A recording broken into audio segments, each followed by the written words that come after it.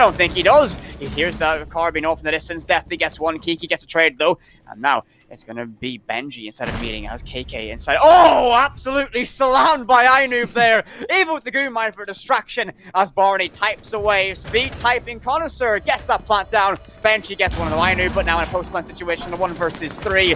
Surely a very difficult one. Brawls in towards shower hallways, but definitely holds down that trigger. Calm and composed in the R4C. Claims Vigil's life, as that's going to be a round back for the side of the offense. Very well done. Excellent take there from Randy Ravens. I mean, as soon as they took showers, it was curtains. And that just means, you know, it's such key ground to lose within the first minute and a half that Randy Ravens had every option available to them. We saw Jobu trying to make a very key play there, pushing out from the bottom of white, trying to retake 90. If he gets a kill or two in that position, it's a different round. So key is that position in terms of holding down the plant, but he didn't. And that was basically it. As soon as he lost that fight and we saw it sort of spiral out of control for the defenders, there was no way back. We saw a little bit of control being established from the hatch, but the problem about playing from kitchen hatch and trying to deny dining in that way is that you need showers control. You need to make sure that attackers can't just force their way into that flag plant that we saw right by the door of showers, right up against the wall, because you don't have any real way of influencing that if you don't have that control inside of showers, inside of 90, and it becomes very, very difficult to retake. It's why we see planters go down there more recently, a lot more than we do sort of right at the back of site, where you just sort of, you know, do the old style of breach and plant, where you breach very close and then you plant just over the line and back your way out. There's, you know, you want a bit more map control than that as an attackers, and well, Ravens just offered it up, so they took it. Just even mentioning that old school form of planting brought back nostalgia. Remember everyone trying to plant on bank? Oh god, the C4 climbing, everyone would have a C4 ready to lob over the mirror window. Oh, man, you know what, that brings me back to an obscure clip. I believe, Liquid versus G2. Kanto dropped that hatch in the midst of smoke and found, I believe, 3 to 4 kills inside of gold to win the round for his team. One of the SIs in a group stage. There's your random obscure fact of his age. There's always one. I've got one in roughly every broadcast I've done in like the last month, so I'm gonna eventually run out of random facts, but maybe just cycle through them again. It's fine. Or do what I've done, you know one I pull out about reciprocity versus BDS and that one, the Echo drone. Yeah, I've deep dived. I even know who was on the Echo drone, exactly what time it happened. Wow. Yeah. That's commitment right there. Here I was thinking you just had an amazing memory, but you're actually going back and watching these like legendary VODs, which is fair play to you. That's good research. Oh, Ainoob just keeps hitting these nutty headshots, and this time there is no reply from Lockdown Ludens, no trade, and that leaves them a man down in the first minute. Jobu gone. He hasn't been really hitting his shots early on, unfortunately for him. Maybe he can wake up come the second half, but Ravens look to be bringing it to a very swift conclusion. They've already taken attic control. Not quite got them that side of things going on the master direction, but they smoked early in the round, all things considered. C4 will damage Ainoob. That's good sign, though, really, for Ravens, that they're already baiting out this key utility, and we're only just halfway through the round. Yeah, the entry in towards Armory here, an unusual one for a Thermite to venture alone, but that's going to be the factor of finding Proctor a great kill, and that's going to sit the advantage 5 versus 3 now, moving into the final sector of play. Benji seemingly aware that Trophy is going to be an area of interest for the rest of the attacking side, and perhaps heard the entry inside of Armory. Looks to brawl away, but again, tucking himself into a great corner now. Again, so much information can get relayed, but Mute Jammer can stop it, so he can persist there. Barney's going to be able to use utility, opens up this wall, and Benji's not even going to try an impact trick away. He might get aggressive and swing, and he does so successfully. Gets one, can he find two? Yes, he can, but cannot make it good on 3. Is he going to get shut down by Trust Waifu? And now it's going to be a hailstorm of smokes deployed, and the plant's going down in the midst of it. Candace got to get right into his Glady. He's going to get one on the Deathly. It's now a 2 versus 2, and that diffuser's down. The shotgun randomly is looking. Oh! Butts him with the back of his rifle, sends Glady to the other dimension. The Shadow Realm is beckoning, and oh, you feel bad for that. Bonk! Wow. That was one of the most unfortunate engagements with a shotgun I've ever seen. Did he not hit him? Like, it looked like he managed to land about 3 different shots onto the prone Thermite in the smoke, but no. Pops up, butts him with the end of the gun. And that's good night for the smoke. Oh my goodness me, what a win there for Randy Ravens to seal out the half. Look at these stats. Aren't they tasty? Inoob with the entry frags. 4-1. He is absolutely on fire. 3 attacking rounds for his team. That is big. A huge performance from him so far. He's not surviving most rounds, but I mean, who cares? He's going 8-5. He's making the difference when it counts. And yeah, that's a good half from him. A good half from Randy Ravens overall as they get, well, I believe 3 plants down across their attacking half and 3 wins. Yeah, I mean, plant goes down, that win condition achieved, it makes it so much easier to close out a round, and all things considered, a 3-3 split going on side of Oregon, not a bad result for the attacking side of Ravens. Now they transition to the defense. This is going to be really where that investment, those 3 rounds getting themselves to a level playing field again, what can they do? We're going to be seeing upstairs dormitories brought out for the very first time, and yet again, no shotgun to make a rotation, no impact there, but they're just going to poke a few holes and give themselves a line of sight to work with at least. It's the bare minimum they require for that white hole. There's going to be Valkyrie cameras in place, and again, I'm liking what I'm seeing strategy-wise. It's almost rare, though, to see a Legion inside a competitive play. Not the most common pick. The Goo Mines are, again, a very valuable piece of utility. They can slow down a push, deny a plant even in the dying seconds if people are unlucky enough to get stuck with one, but not something you see a whole lot. No, he's a really good operator in a lot of senses. He's very much a sort of blanket operator, can do pretty much everything, provides a little bit of intel, burns time, he's got the impact, a decent gun in the T5, so he sees a lot of play in ranked because he's just, you know, a catch-all character, but when you sub him out for something that could be considered important on the side of a defensive comp in competitive, you know, what are we missing here? We're missing, say, for instance, Maestro or a Melusi, or any form of shield operator. No smoke. It's an interesting trade, and I suppose it just speaks to a bit of a comfort pick, perhaps, and maybe not the most refined strategies, which is what we came to expect going into this Playday. These are new teams, in case you're just turning up. This is basically Badass University All-Stars. It says it right there. These are All-Stars. This is a big mix of lots of players from different universities, so, you know, coming together for the first time, potentially, maybe having a couple of scrims or two. It's understandable that they're, you know, sticking to their comfort. We see a lot of visual, a lot of Legion this game as well. Couldn't agree more. Again, it's still, I mean, I mentioned it because it's somewhat of a rarity, but not a bad pick at all. And one thing you have to look out for is that T5 is a very destructive force if given the chance to do so. We did see it earlier in our very opening round as well. So that's going to be an interesting one. As Proctor gets the opening kill. I knew falls. He was very proficient earlier on, but he's going to get slain out, and it's going to be a very poetic one as Ash v Jaeger.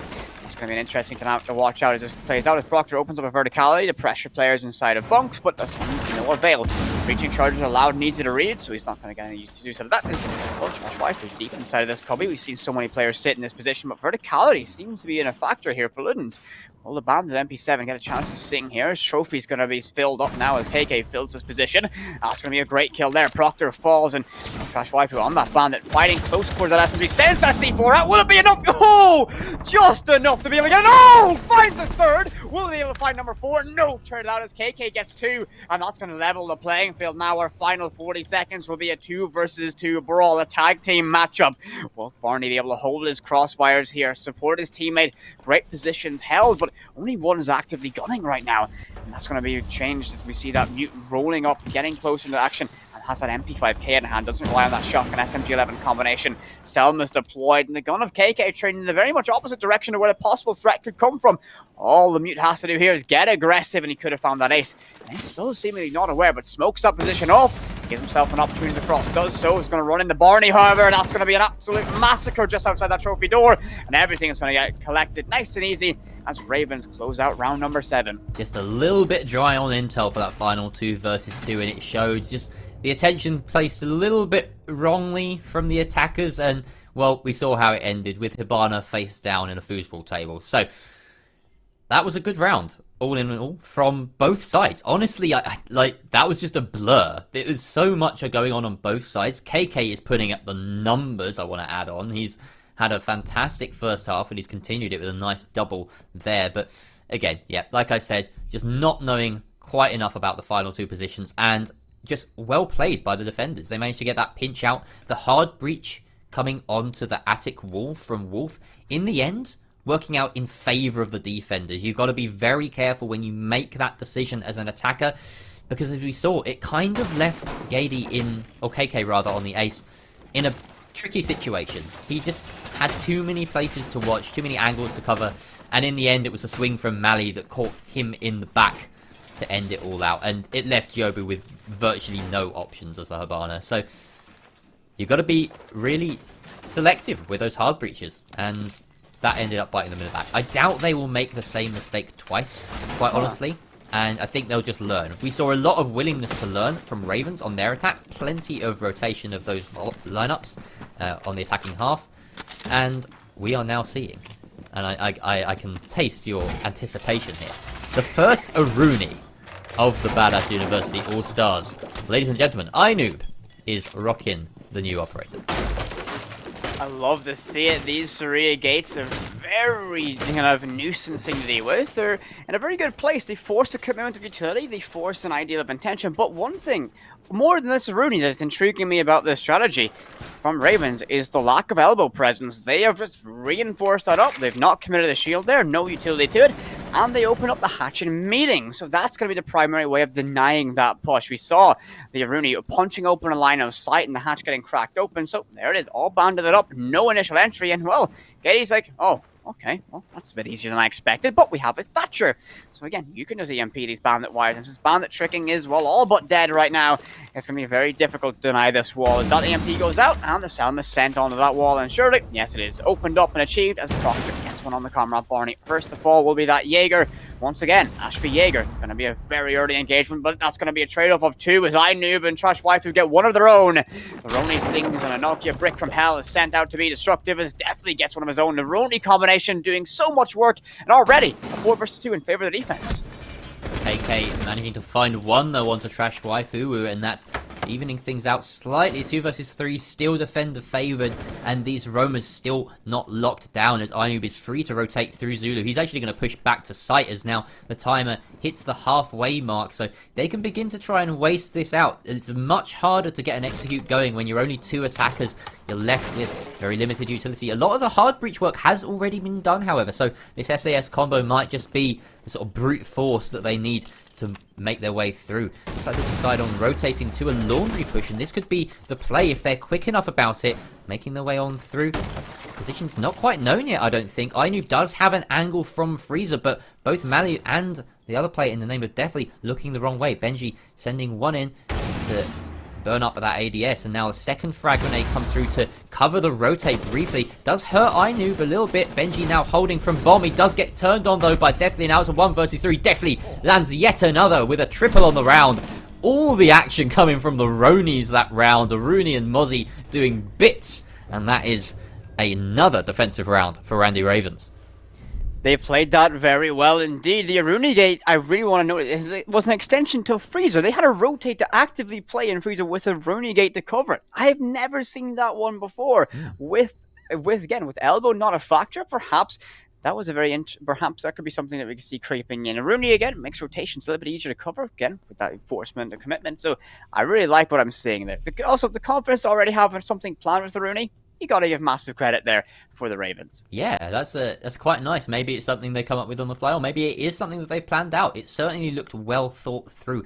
And one of the things I want to pick up on about Aruni is that she does a lot, right? But she does a lot and not very well. She's kind of a jack of all trades. We see her Sphinx pick 2 again right here. Perhaps this is going to be a bit of a trademark of the Ravens, and I'm really interested to see how it's utilized on this meeting and kitchen defense. Deployable camera going right in the middle of the stars and stripes there to look towards lobby, and I just want to watch this setup while we talk a little bit about Aruni, because like I said, she's a jack of all trades. It seems as though they're leaning into the drone denial aspect of her a fair bit in this half. They also have Jaeger stacked with her, so the idea is to stack her with other operators that do similar things, and when you've got a Mute, a Mozzie and an Aruni on the board, droning becomes very difficult. If you place those jammers and those pests very well, then it becomes absolutely impossible to drone through certain areas of the map. And with the Jaeger on the board as well, she kind of doubles up as like a soft Wamai. You know, you've got that double throwable resistance. So she does a lot of things. She covers a lot of bases. Legion as well, covering a lot of bases, getting a bit of intel, getting a bit of delay on the board.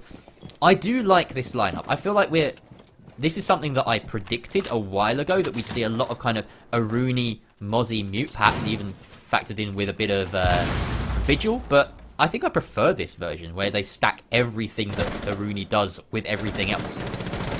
I have to agree. This is great potential, and again, because we're so new inside of the competitive climate and T1 teams haven't fully adopted Aruni, we're going to wait a little bit longer, but we're not going to wait too long to see some action here, as that's going to be Proctor finding a kill as well. Well, I missed a kill feed, my bad on that one, but it looks like Trash Waifu's going to try for a retake inside of Attic. The Roni just going to be missing out on that one as Proctor finds a second. Well, doing his best Joe impression to take control of this site, but no, definitely from below. Clears Ash's head from her shoulders. A 4 versus 2 insists. Luden, so massive amount of vertical control. And this is going to be falling apart from the Ravens. They can't do a whole lot about this vertical presence. Very tricky to exist on that objective without having any defenders upstairs holding you. Looks like Deathly's objective is to do that, retaking it as well. I thought Comrade Barney was going to opt for a jump out, but wise to do so is Gate. He's going to fall back and hold that position. KK gets lit up a little bit from the Roni. I think that was Barney taking up that fight. Just persisting, holding angles, burning away the clock. Yes, you're on that man disadvantage, but again, that clock can still give you a little bit of a chance. Claymore out of play. The Sledge gets aggressive and wins that fight. Ultimately, Benji is now going to make this a 4 versus 1. It's all down the Barney. That timer is not going to be that advantageous for him this time, as now he's forced to fight for this retake. The plant surely going to go down imminently. He's going to retake Attic. He has that verticality inside of dorms, but that drone's going to watch him. That's going to be Gate. Going to push on in through that Aruni gate. Take some damage for it. This plant's going to go down now. Verticality is available, remember, but the cover's all there. Surely they can read into this one. He hasn't spotted out that plant, and well, it is post-plant situation. 40 seconds, so we hit critical. This is going to be a very, very tricky retake for this Legion. Comrade Barney, without a friend of the world in the 1 versus 4, does spy the head of Jobu, and now the call comes out that he's above. This is surely going to be very difficult for him. That was basically a freebie. There's a player upstairs as well right now. Gets swung on from both angles. Decides the long arm is the option, and Benji's just going to swing that and take it all day long. Questionable, but you got to admire the cojones on that one. You know, when all else fails, why not try something? He had no ammunition left in his T5, only a pistol in his hands, so I hope they don't check, but it makes lots of sound. He was never going to get out of that one alive. As we see this game getting closer and closer, round 10 ensues. Will everything get tied up in this round? Well, only time can tell as we go back upstairs to the kids' dorms. And Elysian brought out yet again. I wonder what we see in a Rooney on this site. Will it be 6 pick 2? As someone is having a bit of a fun time with connection, but Trash Waifu is going to be on that castle, so I imagine your 6 pick will be there. I was disappointed to see that defense fall apart as quickly as it did, because, you know, as much as I was theorizing about how cool the Aruni would be in combination with all these operators, the basics of Siege are still there. If you lose Attic control in that situation, you're not looking very pretty for the rest of it. It's such a key position for a meeting hold. As soon as you get that hatch under your control, you can see the whole of meeting. There's very little defending properly. You've got to kind of try and defend from outside, and that entails holding big tower and kitchen hallway, which are, you know, hell. You don't want to be in there for too long as a defender. So, yeah, understandable that once that vertical control was gained, it was just a complete snowball from Ludens. Hopefully, that's just a little bit of a taster of Ravens, you know, playing a tertiary site, and they can get back on the ball here, because prior to that, they managed to stack together 4 rounds in a row across the split, and they still hold the lead. This is a very close game, I might add, though. Right now, Ravens, they have the opportunity to go to 2 of their favoured sites, so maybe holding the advantage. Ludens really do need to push this back after Ravens managed to get that 3-3 split on their attacking half, which is admirable to say the least, but I'd say Ludens have it in them. The performance we've been seeing from players like Proctor, from players like KK, has been nothing short of incredible. So they have it in them, and I want to see how they approach this site. It looks as though it's from almost everywhere. It's like it's completely surrounding every aspect of this site and playing for repels, maybe? I think it's just right now they're looking to get some decent information, find where they could perhaps probe away in a weakness, as Benji gets the opening kill, a grenade. A great toss out, and that's going to find definitely Jaeger no longer on the board. ADS is surely deployed and placed, but he's not going to be in the fight much longer. I know, persisting inside of tower, it's a very dangerous gamble to take. A C4 lobbed up in case anyone makes an entryway inside of T3, and all. Gotta, oh no. Is he going to make that fateful repel? Surely he hears that C4 beeping, or heard it when he was on that window. sees and making a wise choice to not commit to that repel. I knew, though, he's going to have to blindly send it, though, unless there's any sort of intel on that top floor. I don't think he's going to be able to do it. He can't stay and play the sounds, so that may well just get spent in one, like, at a random moment at this point. A bit of a waste of a C4, unfortunately, for him. Did buy some time, though. 1:32 on the board, and they have lost deathly, but they're holding fairly firm. Still some key hard breaches not coming through yet. Trash Wife, who takes a lot of damage there from the peak of Proctor, but not lethal, and the bodies are stacked up right here on the master side of things. Ainu still below, looking to get the flank on. Comrade Barney with a nice long angle, taking up the player in closet, but they need to worry about this repel as well. Gady goes down, Proctor finds one. Now we're in a 3 versus 3. The side of Ravens are looking a little bit worse for wear. They're beaten up from previous engagements. Proctor finally seals that kill onto Trash Wife Uwu. Now we've got Comrade Barney and Manu in a 2 versus 3. C4 in the hand of Manu, but he's sitting inside a kid, so there's not much you can do with it from that position. Comrade Barney spending a goo mine just to lock off that breach, and, well, Ludens, they've got 50 seconds to work with, but they're going to waste no time about it as Proctor forces his way on into sight. Comrade Barney taking some peeks and backing down White Stairs as KK gets the diffuser down in default. Proctor's in a very advanced position here. He's got to be risking it, but Manu is downed by the cover from Proctor. And what? Hang on, did he just flick on that player? Get the 2K? Oh my god, what a play from Proctor here, taking out 1 and 2 in quick succession. Hats off to you, my man. That flick on towards the mute was absolutely brilliant. Perfectly shot him down and gave his team the perfect coverage. Diffuser went down, the next head was popped, and you get that victory. And that ties us up 5 rounds apiece, moving into round 11.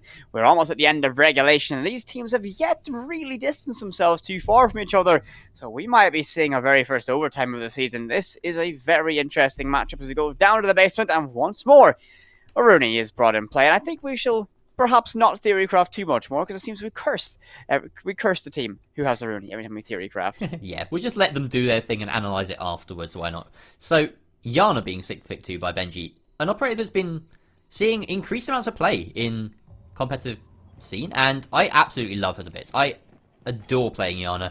I'm a support main at heart, and the ability to drone not twice, but sort of infinitely throughout the round is something that just makes me very, very happy. I love barely playing the game, essentially, and having to shoot about 5 bullets in a round total. She does bring frags as well. She's also got the Gon 6, and I do wonder if Benji is opting to bring that sidearm, because it certainly just add a little bit to her kit, make sure that you have a bit of redundancy across the board. We see Proctor being the only sort of dedicated soft breach here, so it will help with clearing any sort of bulletproof utility. That being said, there is none from the side of Ravens.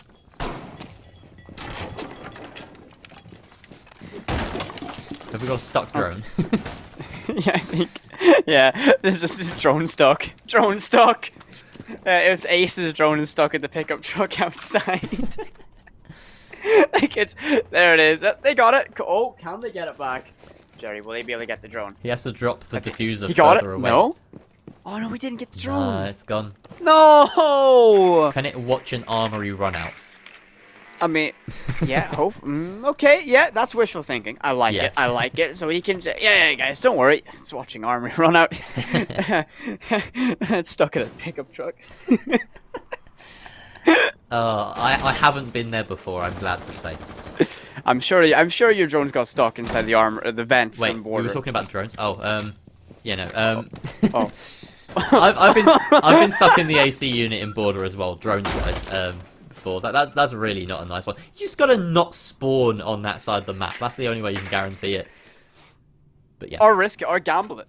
Yeah. I spawn. I pick Valley as my spawn point. If I get stuck, well, I'm in that spawn peak, get my drone out. That's how I live. You like rolling on the edge. You maverick, you. Definitely send out the C4. Doesn't quite connect. In fact, it removes the barbed wire, I believe, just saving Gady a couple of melees there.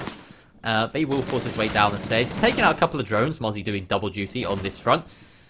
And falling back. Forgoing that pillar's position, no shield to use means it's very difficult to play, but Ainoob has set up a couple of punch holes to have that position covered from Ebot. Benji, in the meantime, will find the first frag of the round on a solo push into Freezer, catching that Jaeger off guard. Nice reactions there from Trash Uwu, but Benji with a second of the round and Jobu with another, leaving Deathly in a 1 versus 4 just like that. At the drop of the hat, the attackers win it. Ludens storming to victory there. A moment's notice. It did not take them a second time of asking to be able to break. Oh no. Oh, Mozzie. Naughty. Oh, that's. You feel bad for Mozzie in that one. He got sent to bed with no stopper. It's a bit sad. Great shot though, and a great round victory because that puts them on match point. It does. It does. They're on match 3 point in a actually. row. 3 in a row on the attacking side for Lockdown Losers. They've really turned it round. We've thrown down the gauntlet for KK and Proctor, and well, I mean, the whole team has stepped up and delivered. I mean, I can't name a single like contributing factor. Like everyone did amazingly in that round, is what I'm trying to say. Benji, especially, to be fair, that solo push from Freezer was definitely a seed of doubt in the minds of Ravens as they were holding it. It was just like, oh crap, now we have to worry about like 3 pushes as opposed to the 2 that you usually expect. And I think that just caught them off guard. Such speed with that take. And I don't know if Ravens can let that happen again. Well, I can tell you, they can't, because it's match point. Ludens now have turned it around. If they get this, then they win. But I think, personally, this is going to go to OT. What about you? Well, I certainly think at the end of regulation, we've seen Ludens have a rally back. Ravens have been consistently strong. Yes, overtime is certainly on the horizon. And I do think we'll be able to see there. And so do... well, actually, interesting enough, 75% of the community vote has opted to do... No, let's go forward overtime. I wonder when that was. Because certainly as the game's gone on, it's looked more and more likely, right? These teams are so even. The interesting thing looking at the stats right now is that Benji and Proctor and KK are doing all the heavy lifting on the side of Ludens. You got the hard supports, the hard breaches that are kind of sitting down the bottom. That's what you expect. Ravens, much more evenly spread. Every single one of them putting up like a decent number of kills, but only one of them going, well, not even positive, and that's Inoob on 9 and 9. Very different styles. Certainly are. I mean, it's often you see this when certain teams are top heavy. You know, it's the entries who are absolutely sublime, playing fantastic matchups. And the only kind of standout is that KK on that soft support role is, well, put on 11 kills on the Thatcher. So very impressive performance there, reminiscent of Young from the good old days of Evil Geniuses being on that support role, absolutely stacking up the kills. EMP tossed out, and that's going to be on the hands of KK, who's been able to end so many lives to those hands. Can they find any more? As EMP is going to give access to this wall via those X-Kairos pellets, a lot of them detonating off in the distance, and that's going to be number 1 on that checklist achieved. Good push achieved, and well, he's going to be doing his acrobatics, dropping off this rafter beam as Proctor finds himself reduced to half HP, as Benji finds himself reduced to 0. Inoob gets that kill, finally getting himself back in the opening kill, as Trash Waifu is going to get himself reduced around 75. Comrade Barney doesn't care though, keeps getting aggressive, and Gady falls. It looks like this is going to be a very strong round for the side of Ravens, already holding that advantage at 5 versus 2 now, as Inoob finds his second of the round, and everything begins to fall apart from the Ludens. Ravens looking to lock this one out and go to OT. 2 versus 5 is pretty rough here. Proctor, though, has been hitting his shots today, and he's not going to stop firing them. He's expecting the peaks here from the Malusi. Just the one-tap war, and he wins it out. Definitely goes down. 2 versus 4 now. Make that a 2 versus 3 as Jobu finds another kill on the other side of the map, and suddenly Ravens, they may be scratching their heads and thinking, are we letting this one slip? Do we really throw this round?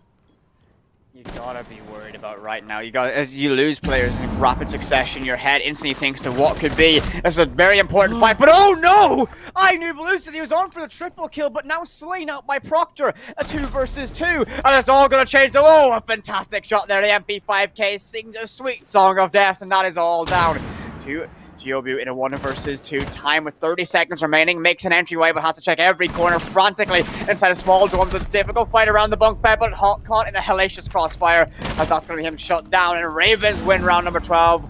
We're going all the way to overtime. We've only seen... this is our second game of the season, and we're already going beyond the distance of regulation. Overtime in play. And remember, we're using that new scoring system. You get 2 points for a victory in overtime and 1 for a defeat. So both these teams will be getting something from their first outing. Yep, guaranteed a point today, but they will not finish the tabletop at the end of the day. Triton, with that clean sweep earlier, 7-3, have 3 points, so they're going to be staying there for yet another game. This OT, though, this is going to be tasty. We see on the blue side, Lockdown Ludens are going to be attacking twice. So, I mean, this doesn't really mean too much in a game where so far it's been a 3-3 split each way. There's no favoured side as it stands. I'm interested to see how this plays out. We've got yet another defense here on the board for the side of Randy Ravens. They're not opting to bring the Aruni this time. Again, heading back to dorms where they've seen mixed results. 2 out of 3 isn't bad for a statistic. That last one, very convincing, going up very early on. I do wonder, though, if Ludens play this a little bit safer, whether they'll be able to push it on through and get that advantage in OT.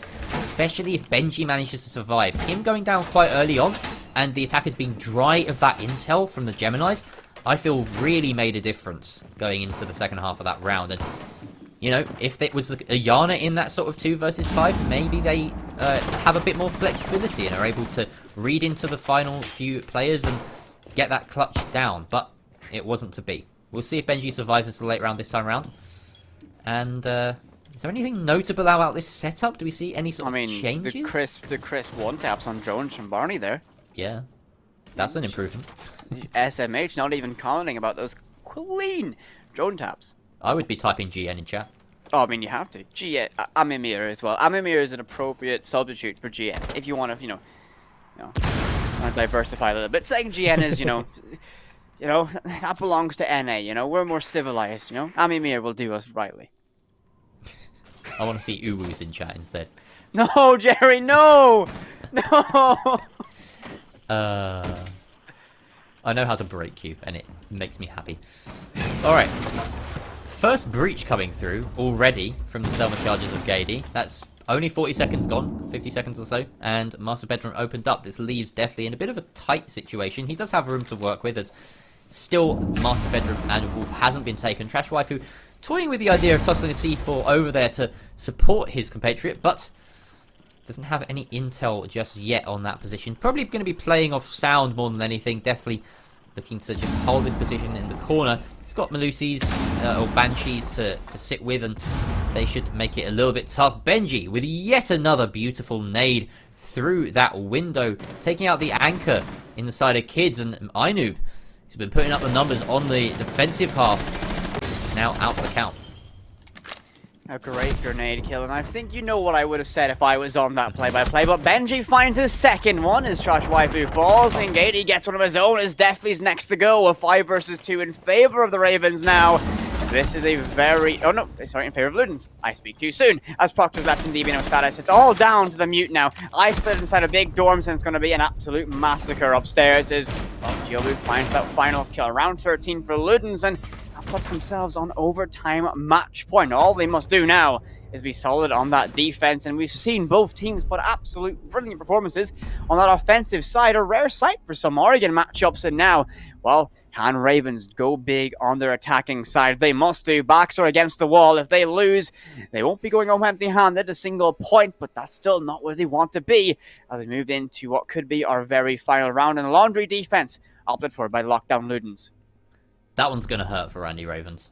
I think Lockdown Ludens just sort of walked in and won their ones, and a flawless round at the end of it, but honestly, there wasn't much to it. At one point, we saw Ace in sight, and I mean, Randy Ravens were just none the wiser. Like, he was basically on top of the Malusi when the Malusi died, so yeah, I think Ravens will feel really hard done by if they find themselves losing in this overtime. Again, the point scoring system, it's, a bit of recompense. Oh, some early damage coming through onto Proctor. Blood splattered soft wall there as Gady tries to remove the evidence, but we all know what you did. We're all watching, we can see. You don't have an alibi for this one. Well, an alibi wouldn't really work in the setup. You'd be dropping a shield. No, I'm sorry. No, alibi can bring a shield. Yeah, alibi can bring a shield. You're right. You'd be dropping something though. Everything here on the defense brings something. No, it wasn't actually referencing the opposite. I know, You've broken me again. That was the joke. I know. I know. Sometimes my jokes are funny, and that's the redeeming quality. But here, sometimes, it was just, yeah. One thing. It won't stop me trying. There's a can opener in play. Oh, I do like the can opener. I have legal reasons. Oh, you legally have to refer to it as I have to call it trampoline trampoline now. Yeah, sorry about that one. Yeah. Well, I'm going to call it a can opener. Wait, maybe you just don't talk about it and leave it to me. That's how you win these small battles. Oh yeah, if I see anyone who carries that utility, I give you the play-by-play. Yeah, exactly. You just throw to me immediately if you're about to say the word. Okay, that's the deal. Okay. We'll try. This could be a demo round. It's Proctor. He got a one-tap from this position last time. Will he be able to find it? It's a tricky one. Last time he was able to trade off head for head when he was took a fight against iNoob. So I think iNoob was going, okay, stand here, shoot there. He was here before. No, the EMP tossed out. I like this level of coordination using the Z pings for, well, the pseudo-gelling. It's going to be a good throw out there, and he's going to, well, a lot of bodies queuing up as Proctor. Well, there he is, the one tap away with the MP5K. Comrade Barney off the board. Katie now is going to lose his shield, but I wonder, can they hold on? Will he be able to toss out a canister of smoke to be able to choke out this push and keep this position alive for a little bit longer? It's going to go choked out. There it is, and surely this hole's going to get patched up very shortly. Yeah, it is. So, Proctor saving us the bother of a rather cumbersome play-by-play situation by removing the can opener from play with that nice one tap, and now we've got a 4 versus 5. So that's sealing up shop. Certainly a good move. Proctor's continuing to hold this angle. Basically, they still have control of blue to an extent as long as he holds it aggressively, but it is risky, and there we see iNoob will punish that risk as Proctor falls. Yobu does have pillars control still. Again, it's risky when this angle is opened up, and he will pay for it. iNoob, again, punishing that same angle. You cannot aggress that position when blue is taken and the wall is open. Benji now has to go do some magic here, taking out Deathly on the flank, as he seemed a little bit unaware of the position there. KK finishing off iNoob with the explosive of the Go-Yo shield. Very nicely done, and we're in a 2 versus 2 now. Ravens chomping at the bit here to try and seal their win. Trash Waifu is finding a way into sight, and he doesn't win the fight against KK. Now it's all down to Malu in the 2 versus 1. He has a sliver of HP to work with. He's got to go positive overall in the matchup and in this round to keep Ravens in it. Benji and KK have been doing wonderfully here. Doesn't know the exact positions of one. Expects maybe one in freezer, but he's got hold of diffuser. 2 of his drones are out. 26 seconds to work with. He has the opportunity to maybe bait some plants and force some aggression here, but he's going to worm his way in. Decides to set that diffuser. Baiting first. Comes off of it. Defender's just playing off sound here. He swings, gets Benji. Now it's a 1 versus 1. KK has to land this perfectly, but Malu been doing this very, very nicely. 6 seconds left. Oh no, he hits a goo mine. He's going to die from the ticking damage. He has to swing. He pulls out the goo mine, but KK swings on him. And that's just a tragic end to the round there for the Thatcher. And an end to the map as Lockdown Ludens take it 8-6 in overtime. Remember when we mentioned the Legion being like an unusual pick inside of competitive play, and it has its viability? Well, you just saw exactly how destructive a goo mine can be once that timer gets to mission critical. What a matchup. What a performance by Ludens. They put on an absolute shift, and oh man, so did Randy Ravens. A fantastic performance from both teams, but Ludens absolutely found some momentum in the middle phase of that game and just absolutely ran with it. They really did. That was a huge showing from both sides, honestly. You got to give them both credit. Picking up 2 points as Lockdown Ludens and 1 for Randy Ravens. Such is the nature of our scoring system here in Bool, and we have some replays ready for you to feast your eyes upon. There were some incredible moments in that matchup. Let's go back through them and see what caught our eye. How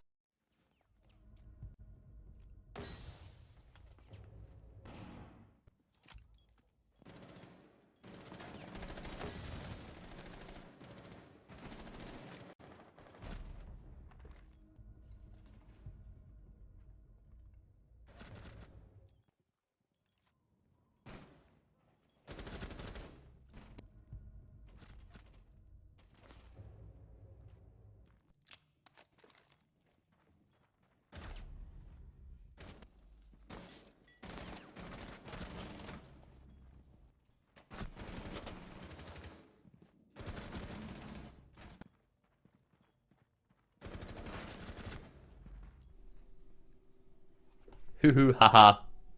Fun times right there. So we went silent and the replays went rolling. But we are, I believe, going to be throwing to a short break while we let the rest of those replays run. You can enjoy them, and we will be back here just after the break with the Princesses versus the Froggers. Don't go away.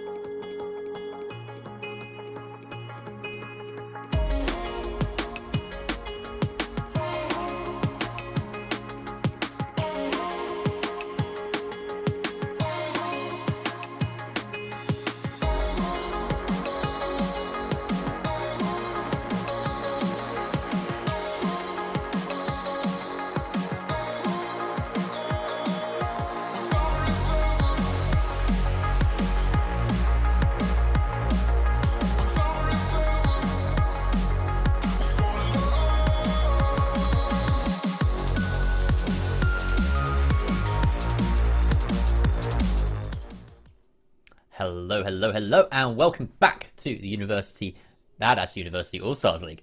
That is the wrong name. Bool is where we are. We've been here all day. I'm Jerry the Music Man. I'm joined here by Whippet, and we've got our final map, our final game of the evening for you tonight. It is going to be the Princesses versus the Froggers, and we have our lineups ready to show you. Whippet, why don't you talk us through these faces, these names? Well, on the side of Princesses, we got V7, Max D, Zui, Mr. Joe, and so what. I'm very bad with names, Jerry. You're throwing me under the spot there, but it's just going to be a familiar name if you follow productions of Max D. On the side of Froggers, you got Reversed Flow. Help me out here, Jerry. These two. Yukio and Murph? Vulcanoid, yeah. Yeah, Vulcanoid, okay. Yukio and Murph. Okay, thank you. Ooh, I've just noticed something really spicy. Vulcanoid and Vulcanoid's against some of his fellow university members. I don't know what that pink panther? Is it a pink panther? Is it actually a pink panther? I don't know what university that pink panther it represents. Maybe we can get some word from production on that. But yeah, so that's fun. Vulcanoid, Yukio, Murph. And then on the side of the Princesses, you've got V7 Max D, who, if you know, is also an observer. Zui, or Zodi, I believe, Mejo, and So What. So, that's our lineup. And we've got ourselves a bit of a theme going for this game that I'm certain will work its way into our casting, because I can't resist a good pun. We'll let that one, we'll let you work that one out. The Princesses and the Froggers. Oh, you just handed it away. You've just given it away. I mean, I've just said the team names. What did I give away? Nothing, Jerry. You are, yeah. It's not on the nose at all. It's very well hidden. It is. It's one of the best kept secrets. Yeah. Like the fact you actually have hair. Well, I think we've been spinning this wheel out long enough, so we're going to head on into the game pretty shortly. That was the first of many, I'm assure you. The Princess and the Froggers, and guess what? What? We're on Chalet. Yes! We are on Chalet, ladies and gentlemen. This is going to be the first time I've ever casted Chalet. First time Whippet has ever casted Chalet? No, second time. Yes. Oh man, you lucky boy. Yeah, the joys of Benelux. We were able to get me and Two Doors were able to get a sneaky Chalet game. Absolute blast to watch, by the way. It really is. And I think it's a map that, it's a little bit raw right now, but when it's given time to develop and play out, and once you start seeing T1 teams bringing it into competitive matchups in EUL, NAL, LATAM, etc., the trickle-down effect will certainly benefit greatly. First ban away, and what a surprise, Thatcher. But this map isn't a Thatcher ban requiry at all because of the level of verticality it brings. Every floor is basically solved, so a Buck can do the job of a Thatcher. Jackal is going to get pulled out of way by Princesses, and a ban that I think makes a little bit of sense here. It's very similar to a map like Bank, where you can just throw off on his Inoxes and get a very fair idea where roam presence may be, and a Vigil off the board as well. Not something I would necessarily imagine is a primary pick, but on a brand new map, roaming positions can be somewhat tricky to read into, and again, a new map, new flow, it can be difficult to isolate individuals, so making it easier, at least when you spot them, you know they can stay there and have at least visual recognition of where they are. Getting Vigil off the board makes a little bit of sense.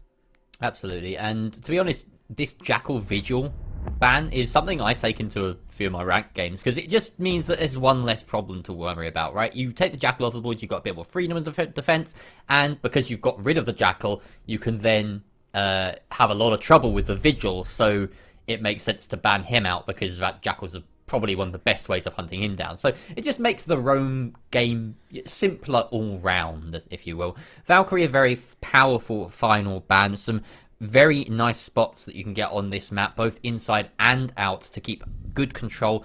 And ultimately, this ban phase is kind of very roam-centric. This is a ban phase that's going to affect the early round more than the late round, that Thatcher ban being the one exception. Certainly. So one little thing is you're going to notice on Lion, there's a name there. It's ideal. Max D has had a lapse of judgment and changed his Uplay name. Don't worry, he'll be back under Max D. Everyone will make him change back to Max D. Otherwise, well, what's the point? Like, Max D was your identity, Max. Let him reinvent himself. Be your own man. Do what you want, man. Come on. No, the Twitter poll said change it back, so he must. Oh, okay. Well Twitter. then, okay, fair enough. I didn't know that bit. Yeah. Screw individuality. Follow the crowd. Exactly. Twitter decides. Twitter decides you've got to go for it. So that's really bad life advice. No, don't do what Twitter says. Stay away from Twitter if you can. Yeah. So, wow, hang on, what? I've got a message to me. Jerry, Aww. I love you. Oh, wait, I couldn't quite read that because it was over Volcanoids. I'll take it as a compliment. I read the I love you. That's enough. You're in my good books. Who was it? I can't remember. Was anyone in the Jerry bad books? Who actually? I have enemies. Oh no, that's so ominous the way you said that. I am scared. Some people have crossed me. I don't even want to inquire what book I might be in. Oh, you're in a good book. You're in a good book. I will Let's tell you that go. much. Of course, I tell all the people that are in the bad book that they're in the good book, so Oh, you can't trust me completely. But Oh no. it's up to you what you believe. Listen, I need my Poundland Ace of Pyrite approval. That do be me. I need to get a better shirt collection. That's the one thing I've learned from UK.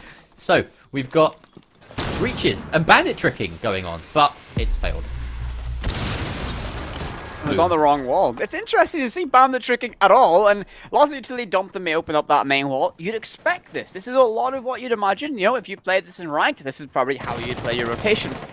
One thing, Benelux, I witnessed that this site down below had one of the lowest success rates to the defensive side. I don't believe it was actually won a single time in the matchup we watched for me and Tudor got the cast for Season 6 qualifiers. And not saying it's a weak site, but the level of verticality it can provide and the level of openings that can be made from that lobby area really make it difficult to have a stronghold. The Gemini Replicator getting distorted in the wind with those mute jammers just around the corner, but extra information is extra information. Easier to get a clear sight when you're higher up and have that drone distortion.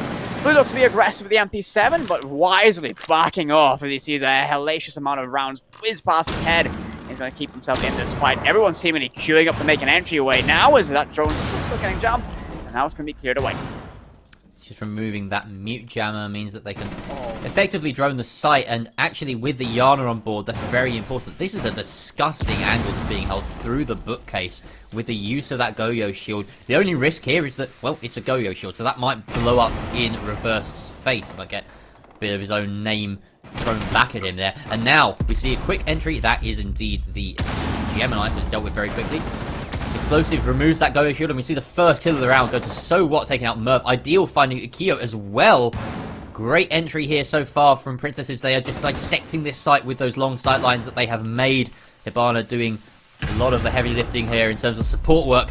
Flower forced to push up fairly aggressively. He's already spent his C4. Reverse does have one of his own playing inside of blue. We've got Volcanoid sitting inside of Connector, but this is a very one-dimensional push right now. There's no pressure, it seems, from blue or from Wine Cellar, so they're all just going to have to funnel through, and the refrag of the Yana drone doesn't quite work out. Ideal makes it work, though, and takes out one. So what comes through, Reverse with another, and the frags just flood in. The man advantage makes the biggest difference there as V on the Yana. That ain't the hologram, that's the real deal, following up and getting the final frag of the round. First round of the day, going to the Princesses.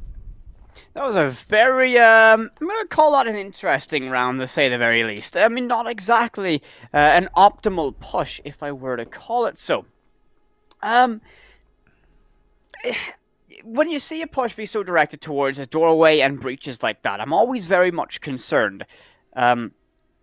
Because there's a level of verticality. There's so many more options to push that site, ways to display very key positions, and they didn't opt for it. Again, brand new map, brand new scape, and there's not that many VODs or tapes to look at right now, and, you know, perhaps they could learn from that. The verticality is such a massive factor. They got the round W, but it wasn't a very convincing round. No, it wasn't, and I do like the overall strategy of opening up a small garage and making sure that defenders can't use it freely to rotate between blue and Connector and off from the roam down the fireplace stairs, etc. That it becomes a bit of a no man's land for the defense. So then you rotate your entire attack to that trench and snowmobile garage push, or sorry, big garage push, that then just creates all these openings and makes the entire site basically inhospitable. So we are checking a couple of things right now, so do bear with us as we wait to get into the second round. We're seeing a similar lineup come out from the attacking side. as it looks like we're ready to go back in. Ideal on the Lion this time. I believe that was also there the first... Was it there the first time around? Yes, he was. Yeah, so Liana and Lion providing a lot of intel and then basically fleshing it out with Hard Breach and Ash, which is fairly sensible. Good lineup. And, you know, if they're expecting the same kind of hold in Wine Cellar, then, you know, if it ain't broke, don't fix it. I couldn't agree more with that one. I mean, one thing I would like to see is a vertical presence. So this entire area, if you just, you know, when you look at lobby, just throw your mind to that lovely, relaxing fireplace area. All of that is oak flooring. That can all be churned up with hammers, skeleton keys, breach charges, explosives galore, and it's all directly above the objective. Just look above Murph right now. Yeah, that's tendable. That's all openable. Think of the amount of variables that you have to consider when you do that. That's opened up. No defender can move comfortably, exist in tower positions, and it could be something that princesses want to start bringing out. Don't have that hard breach or that verticality right now on the roster, but again, something they could go back. Perhaps watch the VOD back, and now all of a sudden you've got a crazy Irishman telling you go upstairs and break some floorboards. That is a very apt description of yourself. So I wonder whether they even need to be honest, though, because that execute was pretty clean, and if you just ignore the top-down presence, you can still make the site very difficult to be in, and time becomes an issue, right? Because there's quite a lot of things that you have to do to make sure that you can open up all of those walls into Wine Cellar itself, as well as making sure you win the sort of early battle of utility to take down the snowmobile wall.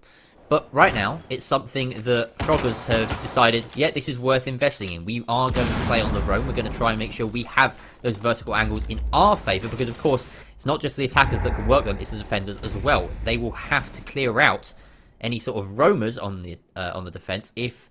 that is, princesses will have to clear them out if they want to make a clean execute, because you can't really walk into Wine Cellar if you've got a top-down angle being held on you.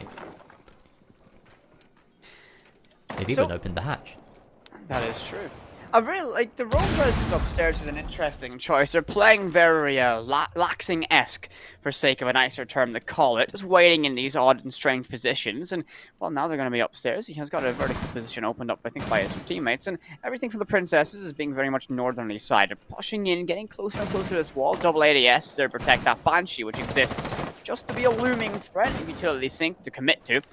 It looks like a slower roundup. Of course, they're very much, you know, kind of stay saving their stamina to that later round. Double hard breachers employed, and one of the mute jammers is going to be a nightmare to deal with. We see the flashing charge on those X-Kairos pellets, and they know, okay, we've got to do something about it. They've got to move off, and they have to hold area. But look upstairs, that Jaeger instead of Lobby, who's going to find himself at the wrong end of Max D. I'm not calling you Ideal. It's too ingrained in my head. Sorry, I'll call you Ideal. It's fine. So, Ideal off to an ideal start, really. I mean, he did take some damage, but we'll give it his way. A bit more coordination the second time of asking on clearing this wall, and it means that they are successfully able to open it. But look at the kills flood in. It's all orange, all Froggers all the way, and now we're down to those two intel ops, V and Ideal. Doesn't look like a good situation either, because that breach didn't go down successfully, and those Hibana pets are still jammed. They're aware of a player on West Main, but he can peek all day long. Ideal with the long angle does get fed one. So that's something to work with, but the diffuser is down upstairs, and that's something that Flau surely knows and could just sit on. Ideal now basically within an inch of death, trying to hunt down this one roamer and reclaim the diffuser. With only 20 seconds left, this is probably not the way to go about it. They have to find him.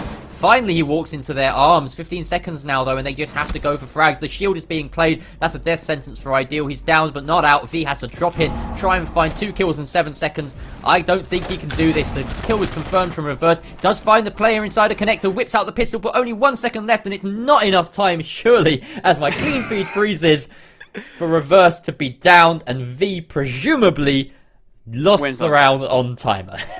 Yeah, it freezes perfectly at 000, and yes, the defenders, there we go, win the round. So, you know, it was an interesting attacking presence, but again, I think it was a little bit one-dimensional. It should have, you know, again, brand new map. I'm perhaps being too critical of this. It's a brand new map in the map pool, and it's not that, it's a very raw, undefined map right now. So, you know, they got the victory in the first time. It was very gun-ho. Second time, adaptations were made, extensions upstairs, a far superior hold. And ultimately, they were able to get them. But we won't be stuck looking at our fates too long, as we're straight back into the action. Oh, that's good news. That's very good news. It is. For everyone at home, for their sakes, isn't it? Yeah, I You know. want to be watching Siege, not me, and not Whip It, not their No, faces. certainly not me. It's definitely not the way to go. That was interesting. I'd say probably Princess is resting a little bit on their laurels there, right? They had a successful attack, first time of asking. I don't think on a map like this, and as teams are sort of learning it as they go, you can afford to run the same attack strat immediately afterwards. Clearly, Froggers are, they're stepping into this, they're thinking, right, we're on Chalet, we need to kind of, adapt on the fly, and they certainly did that. They provided some roaming presence, they shut down some kills early on, they held on to West Main, very key position, and it basically locked them out of the round. What's going on in all chat? I missed it. I just saw 0-1. So just who's Owen? 0-1. Thank you, Mr. Joe 2107. I appreciate that. Nice. It's a good joke. Good joke. 10 out of 10. I love the username, Mr. Joe 2107. I don't know why.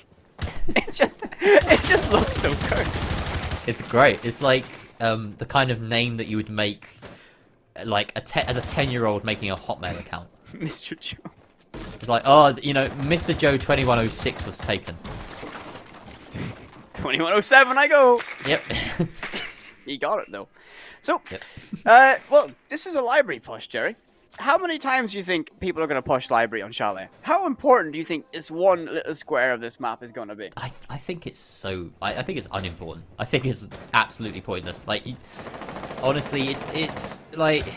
You could lurk in there as a defender, but... if you've got control of the hallways already, then, attackers can kind of just leave it. We're not going to see anyone stay in library for this round, I don't think. Because you can hold from everywhere else. You can hold more advanced positions. Especially with this Nomad in play, everyone can push forward a bit. You don't need to hold a sort of... You can hold a high line, essentially. This defender right here, Volcanoid, he's playing a very deep roam inside of Snowmobile and he's hunted down quite quickly. V is just completely caught off guard there with Sleeping Beauty, and Flower strikes again. Ideal goes down, and now, well, that's the attack losing its fangs. The two that were clutching out last time in a 2 versus 2 are now completely removed from the game. Not ideal at all as they lose Ideal. Oh god, Max, what have you done? It's impossible to avoid that, isn't it? It's so hard. Oh, he dies. That's not ideal. Oh, but it was Ideal who died, but that situation very much not ideal because he's no longer in the fight. As we have 1 minute 5 seconds remain, as Oyukioi is going to get aggressive by Piano Doorway, but smack straight back down. Mr. Joe gets him, as that's going to be Zoid getting another one. Volcanoid falls. She can't use those impacts from down below anymore. It's a 3 versus 3 and 50 seconds remain. There goes one of the C4s. No, that was a Goyo Shield on Piano. That must hurt you as the music man to see an instrument of music getting destroyed in flames. As Flu gets aggressive, cooked away himself, but he gets a kill or so what?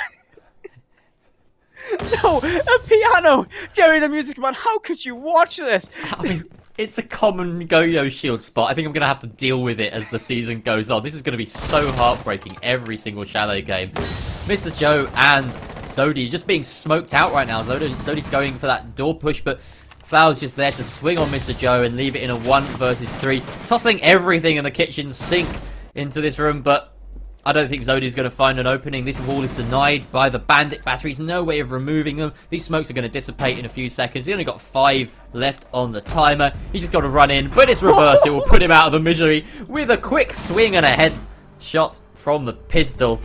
That was a pretty nasty one from the Goyo. Oh, look at the rabbit's ace. Go to bed. Tucked in with that one.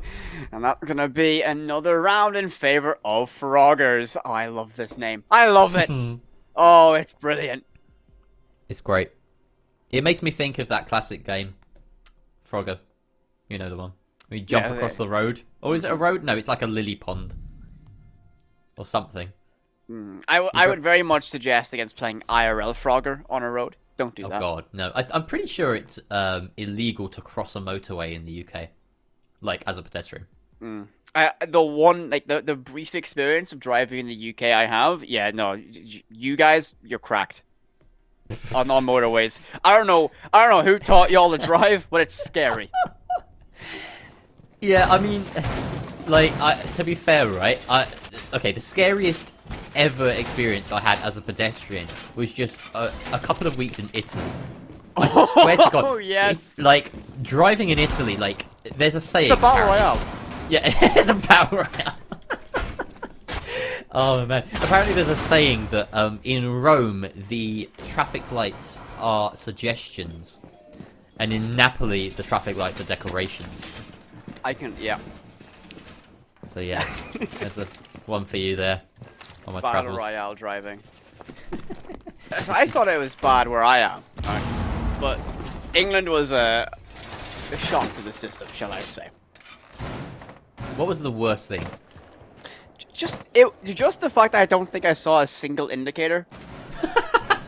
Like, they weren't even how many of these BMW, cars were right? BMW? Yeah, okay, yeah, Well, there was a lot of BMW cruisers, you know, but like, still. I'm pretty sure. I've heard a rumor that apparently BMW drivers initially didn't indicate because, like, on a particular model back in the 80s, the indicators didn't work. So BMW drivers just got used to not indicating. That's some good German engineering right there. Yeah. Truly is the pinnacle of driving machines until it gets a little bit icy outside, and well, you see all of them spinning around your local area because they don't know how rear-wheel drive works. But alas, we've got some gameplay ahead of us as we hop in to a base or defense of the Bar Games area, a very strong site. You know, if you remember back to Old Chalet, you'd always hate when you had to go here as a tertiary site, but this is a very strong and fortified position.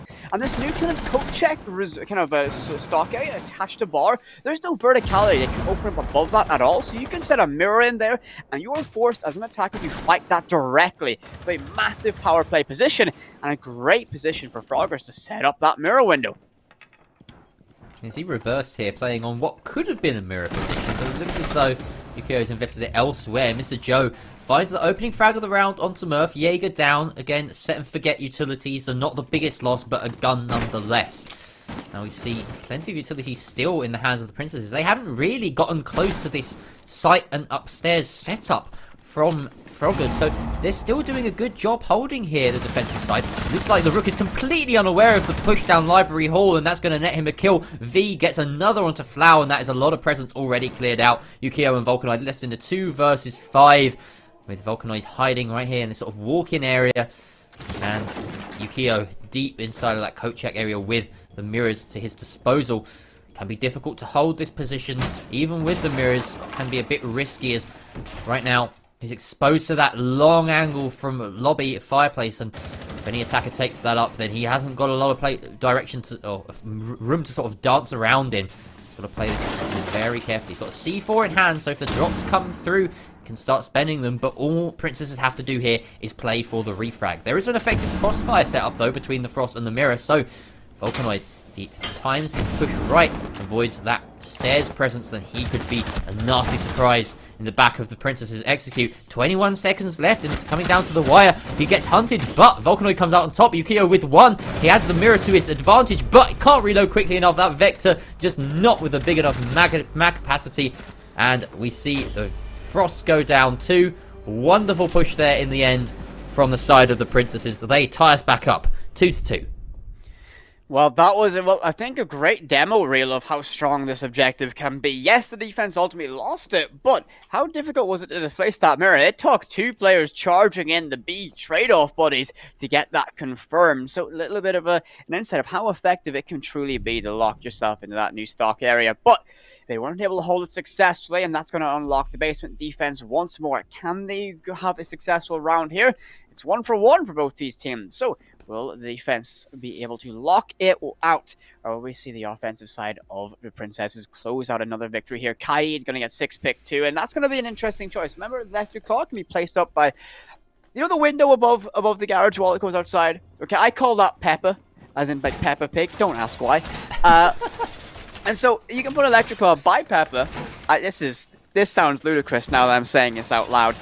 But you can put one up there. It's pretty hard to deny. If Thatchers can stun it, easy Kaid trick your second one. It can be very tricky to break through if you don't know what's there, but these teams seemingly have a good grasp of this map already, so I'm pretty sure they've already at least experienced it inside of ranked or so. Yep, and it's worth mentioning as well that, of course, any sort of Kaid electric claw placed underneath is, of course, susceptible to that vertical play. We see Ideal bringing along the sledgehammer of the sledge, and plenty of other self-destruction in the hands of both V and Mr. Joe. So that will certainly potentially factor into this push here. They've gone away from that lineup that they had with the Lion and the Yana, instead opting for a bit more kind of, you know, map destruction, a bit less intel-focused lineup. So hopefully this helps them crack the nut that was that second Frogger's defense here, which involved a little bit of roaming presence, and we're seeing that yet again. Volcanoid and Yukio stationing themselves on that middle floor for the time being. Wonder if they're going to sort of take the fights up there, or just fall back and sort of shoot drones as they go. That grenade getting tossed through that drone hole, very reminiscent of super old school Siege, where that drone hole was a very pivotal part of getting the chalet wall open, and I like that it still remains to be that level of importance. Grenade tossed through, gets utility cleared, and now there's going to wait to be able to get this exothermic charge placed and deployed. Challenger and Goga, my son, you can get this one done. They're looking for something to catch it up. Is it jammed? I believe. It doesn't appear it's jammed. I think they're just waiting perhaps for some information or a push from the back to wait till they open up. A shock and awe attack perhaps, as Peppa Pig's going to get opened up. And still, this is ludicrous to make that call out. I'm wondering what the universal call is, and if it turns out being Peppa, then I'm gonna credit you with that. At least in my head. So, Volcanoid getting picked off early on. He's not having the best of games right now, but look at the drone utility here on the side of Princesses. They've already lost quite a lot of them, so they're going to be going in dry, and that man disadvantage might not be as meaningful for the defense as it could be usually. So, reverse playing inside of blue. This is a fairly common spot. It doesn't necessarily need to be droned out here. But the rest of them, they have a bit of freedom. There's not enough pressure being applied vertically to lock them in place. And right now, the only kind of push going on is down main stairs, down blue stairs as well. Ideal will find reverse in blue. Zodi's going for the plant, and Murph has to try and swing on this, but he's got enough cover to stick this. And I think this is going to go down successfully. C4 goes out, but it's not in the right place. It's a bit too late. Yukio finds one on the flank. He finds a second on the flank, finding them very late on. But this could be pivotal as the attackers now vacated that breach. One sitting on fireplace stairs, and Yukio making his way back to site via blue. Flau just peeks on out and gets Zodi. Now it's a 2 versus 3, and in fact, the defenders have the advantage here. They can go for the cover, but Ash just swings down, finds one. He knows that one's going for the defuse, but he's refragged by Murph. Mr. Joe finds a Kyo in a 1 versus 1. Mr. Joe just flees outside, and now Murph has to run out to try and get this Sophia. He steps out, of course, detected. It's going to be very difficult for him to win. 11 seconds now, surely unwinnable. Mr. Joe just has to play this perfectly. 7 seconds, he gets down. It's actually an exact trade as Mr. Joe finishes off Murph, gets down, doesn't need to withstand. Diffuser is down, and that's an attacking win. Oh, I had absolute, that was heart in mouth moment right there. I was going, no way, he can't do this. We got it back to a 1v1, but all of a sudden, it looked like Murph was just millimeters away from getting that confirmed. Unfortunately, couldn't find the head of Zofia, as Mr. Joe, as you know, Ideal declared in chat, clearly on top, as you're able to get that round for the side of Princesses. And this has been a very back and forth matchup on Chalet. I'm absolutely loving it as we go upstairs to Master Bedroom Office, one of the strongest sites available. Again, Chalet, story of this map is verticality, verticality, verticality. You got so many soft floors to worry about. A C4 from below can spell absolute disaster for an attacking side. And a Pulse would be a super pick, but we haven't seen that brought out just yet, as it looks like we might have another Goyo shield placed on a musical instrument. Jerry, I'm sorry to say, it's going to be another boom boom on that piano. To be fair, the piano is bulletproof, so I will assume that in this simulation, just diving into the lore of Siege, of course it's a simulation, that they decided, we're going to protect this piano. We're going to make sure it doesn't get destroyed and that it can withstand any sort of explosion, gunfire, what have you. Because they know what is valuable in life, and that is music. Right? Spoken like a true music man. At least I think, you know, either that or it's just, you know, map design and they needed some hardcover there. Piano. Well, we'll go with your one because it sounds more... It sounds more fitting. I mean, hold on, is that actually a piano? Because I know you taught me on Consulate, in piano, it's not a piano. It's a harpsichord. Yeah, it's a harpsichord. And what's weird about it as well is that the piano room in Consulate, of course, is called press room. It's not actually piano. It's just what it's been called. And people So is this a piano? This is one of the only genuine pianos in the entire game. Thank you. Yeah. This is Jerry, Brandon, like, we needed this. Man, I feel like a liar every time I call out in Consulate that someone's in piano, knowing it's a harpsichord. Since you educated me on that one all those moons ago, one of our very first casts, you told me that. Really? Wow. Yeah. It feels like way more recently, but yeah, maybe I've said it to someone else. I'm always here to educate. That's my thing. Anyway, you were saying about the C4s from beneath, and they do have that option on the defense. They've got 2 on the lineup, but without intel, it's not going to be much, and there isn't much intel on the lineup here. So Mr. Joe finding Volcanoid, virtue of that yellow ping, clearly teammate droning for him, and, well, he was pretty much dead in the water there. But this vertical angle that the Goyo has opened up is going to make sure that it's not as easy to just walk on in through Fireplace main entrance. It's actually very difficult to contest that as an attacker, so that's a really nice angle being opened. They do want to remove this bandit battery, however. This is a key angle that they want to open up, and it's Goyo's job to basically protect that from Mr. Joe, who's trying to remove it from beneath. Looks like instead of going for it, Zodi's just opted, you know what, we want to open up this angle, let's go for the left wall instead. Not as optimal, you can't play it from the window, but still got the sight line. Ideal finds 1 kill. V, another one, and a 5 versus 2 ensues. Princesses look to pile on the pressure now. All of those canisters getting tossed out. 2 white smokes and a toxic on the match. A second smoke goes down, and while reminiscent of some old school siege here, a plant in the smoke occurs, and Zord's going to be able to get it. No! Reverse gets aggressive and finds the kill. A 4 versus 2 now, but the future of No Man's Land, and make that him getting a second Murph in a horrible brawl by Bathroom, but his life is now forfeit to Ideal, and 1 versus 3. 40 seconds left to hold out, but so many angles open up. The Vector sings one more. Mr. Joe falls, and oh my! A quad kill, an ace on the board if he can get the ace. Ideal versus Reverse. Both are wounded now. It's going to be the 308 Vector versus the 9mm variant. Who can win this one out now? Time ticks away. A pre-fire down towards Piano Hallway. 20 seconds remain. And Ideal lobs out his flashbangs. It's going to blind the Goyo. He can make his move now. But is he going to be too late in the draw? So close to it! Oh! An ace from Reverse! And he wins it for Augers! I thought those were money flashbangs, but the repositioning while blind from Reverse just absolutely outfoxing the Lion, and, well, that was some clutch and some ace from the Goyo. Such a brilliant play from Reverse. That's going to tie us up. Froggers claiming a 3rd round, and now we're all square going into the second half. That was incredible. Wow. Take a bow right there, Reversed. Give this man a Kector and a dream. That's all he needed. It was absolutely superb. And that gets everything, as you mentioned, tied up between these 2 teams, as Master Bedroom Office will once again be our battleground of choice. Can Reverse, though, channel that magic he had on defense as he now wields that ace? AK-12 and Selma's at hand. What work can he do here? He's upstairs they go for the very first defense for the side of Princesses. So, first defense, and we have a different primary site. Princess is preferring master bedroom, it would seem, to the basement. And we've got ourselves an alibi in play. We've got ourselves, well, pretty much all change on the defensive lineup. That Malusi being brought out. Mute, lots of delay here on the side of the Princesses.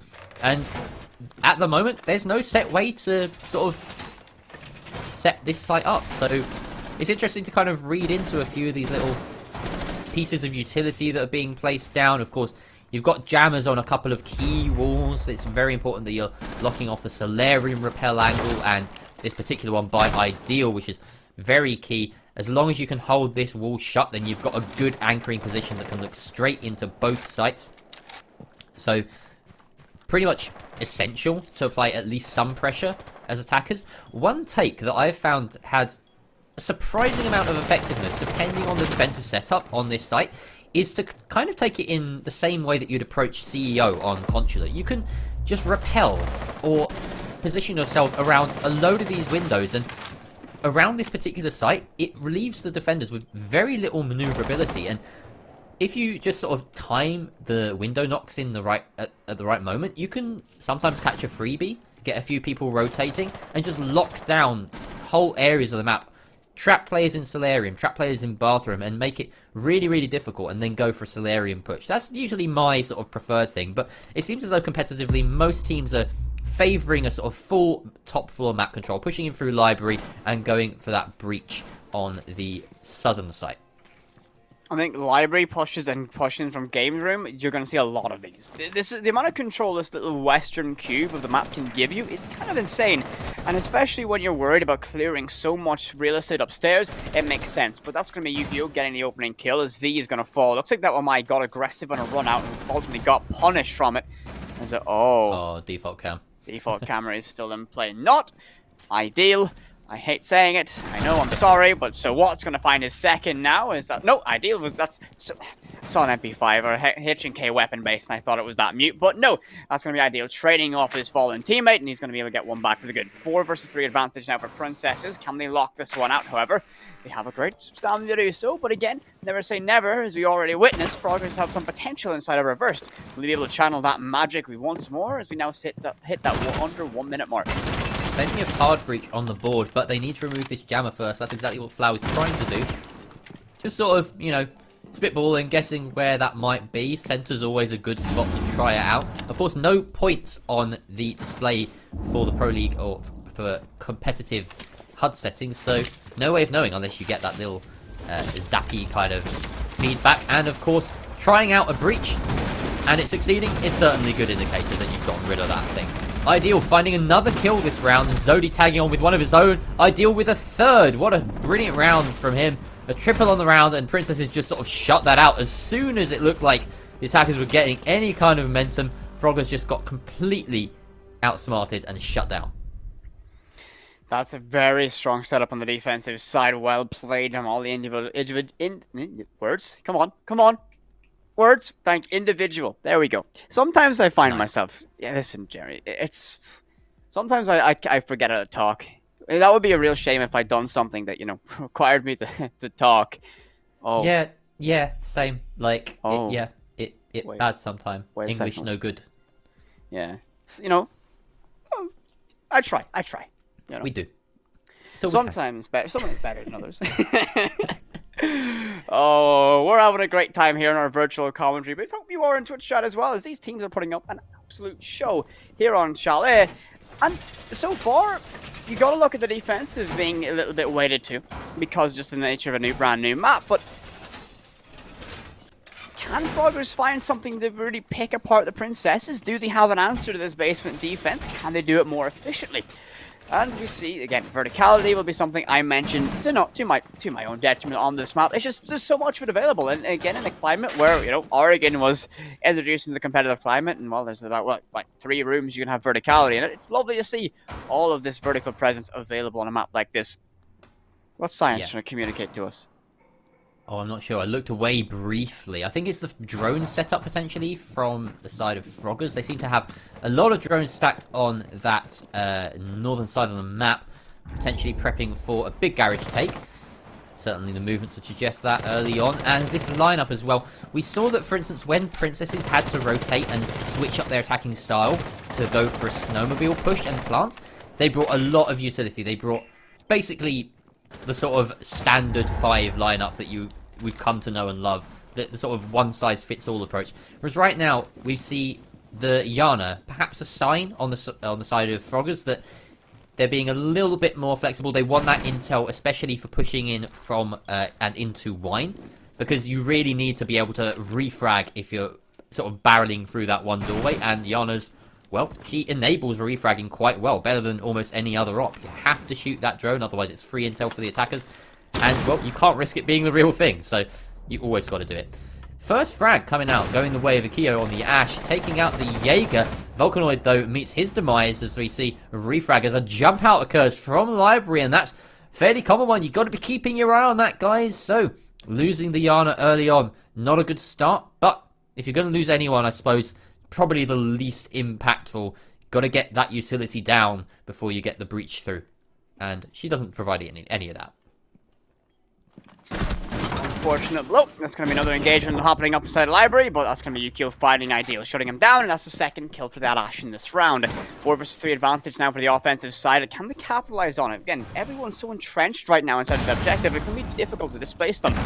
Shields in play, we have a very tricky position. Mr. Joe behind the bins. We've all been in that position before, but the pressure being mounted up inside of Cubby now is verticality getting deployed by the Dash, and I love to see this use of all this destruction. This is what Siege is meant to be. They're going to be able to use this to try and displace anyone from these power positions. Bins, though, is safe, so that Kayid can just exist there for a little bit longer. Will he get found out eventually? Hopefully so for the side of Froggers, but he can sit pretty right now and hold his angles as the entryway happens inside of Old Stock by Boiler. What will Reverse be able to do now? Very tricky position to fight with. Lots of angles can watch this double wall. It looks to be isolating it, playing every slice of that room accordingly. Use a smoke grenade to cut off potential threats as well. Now he knows he can push in a very direct way. He looks down towards Blue. Can't find that kill just quite yet, but Reverse can opt for that plan. Mr. Joe gets one, Zordy gets another one on the float. The covers here on this diffuser plan, and surely he's going to go down. Yes, it is. Now in a 2 versus 2 post-con situation. An aggressive peek by the bandits, trading off some damage. All in the advantage. No, finds ahead of Murph now in a 1 versus 1, or 2 versus 1, I should say. Reverse yet again, asked to pull out some magic. What can he do? Can he clutch it out? His position known. The hatch is going to be a massive threat to him. He's going to have to retreat, pull out that pistol, gets one on the bandit now. He's got time to reload that AK-12. Yes, he does. And now in a 1 versus 1 once again. Can he find his magic? And Mr. Joe lobs out a C4, but it's going to be to no avail. He knows the rough idea. The AC yellow pings are there. The swing is sure to company. All he has to do now is burn down that clock. We hit 11 seconds. He's one on time. Well, it doesn't matter. He's going to claim his head as Froggers win round number 8. Reversed with yet another clutch. This man cannot be stopped, whether it's defense or attack. He will see you home, and that is the Froggers again evening out the difference. He's basically keeping them in this game. Every time the Princesses push ahead, nope, Reverse gets a clutch. That's how it's going. He's doing very, very nicely on the scoreboard as well. 12-4 so far. Pick the team on his back. But look at Ideal. Max on the other side. 14-6. Equally admirable. Better rating at a cost. But the rest of his team not quite meeting that standard. It's really just these two butting heads in terms of stats as we move into round 9. And let's think about that round. Let's think about that take. There was so much work being done by Zodi in particular from Blue as the push came through into Wine Cellar. He was there time and time again to shut down a couple of people here and there, but the coordination in that 2 versus 1 was so close to being perfect. But honestly, Reverse played it even more perfectly. He just knew where the danger was, managed to back away from the angle that the hatch was being held onto him, and then whips out the pistol to take out the bandit. That was the real money moment there. Taking it down to 1 versus 1 and then having the cover to play with.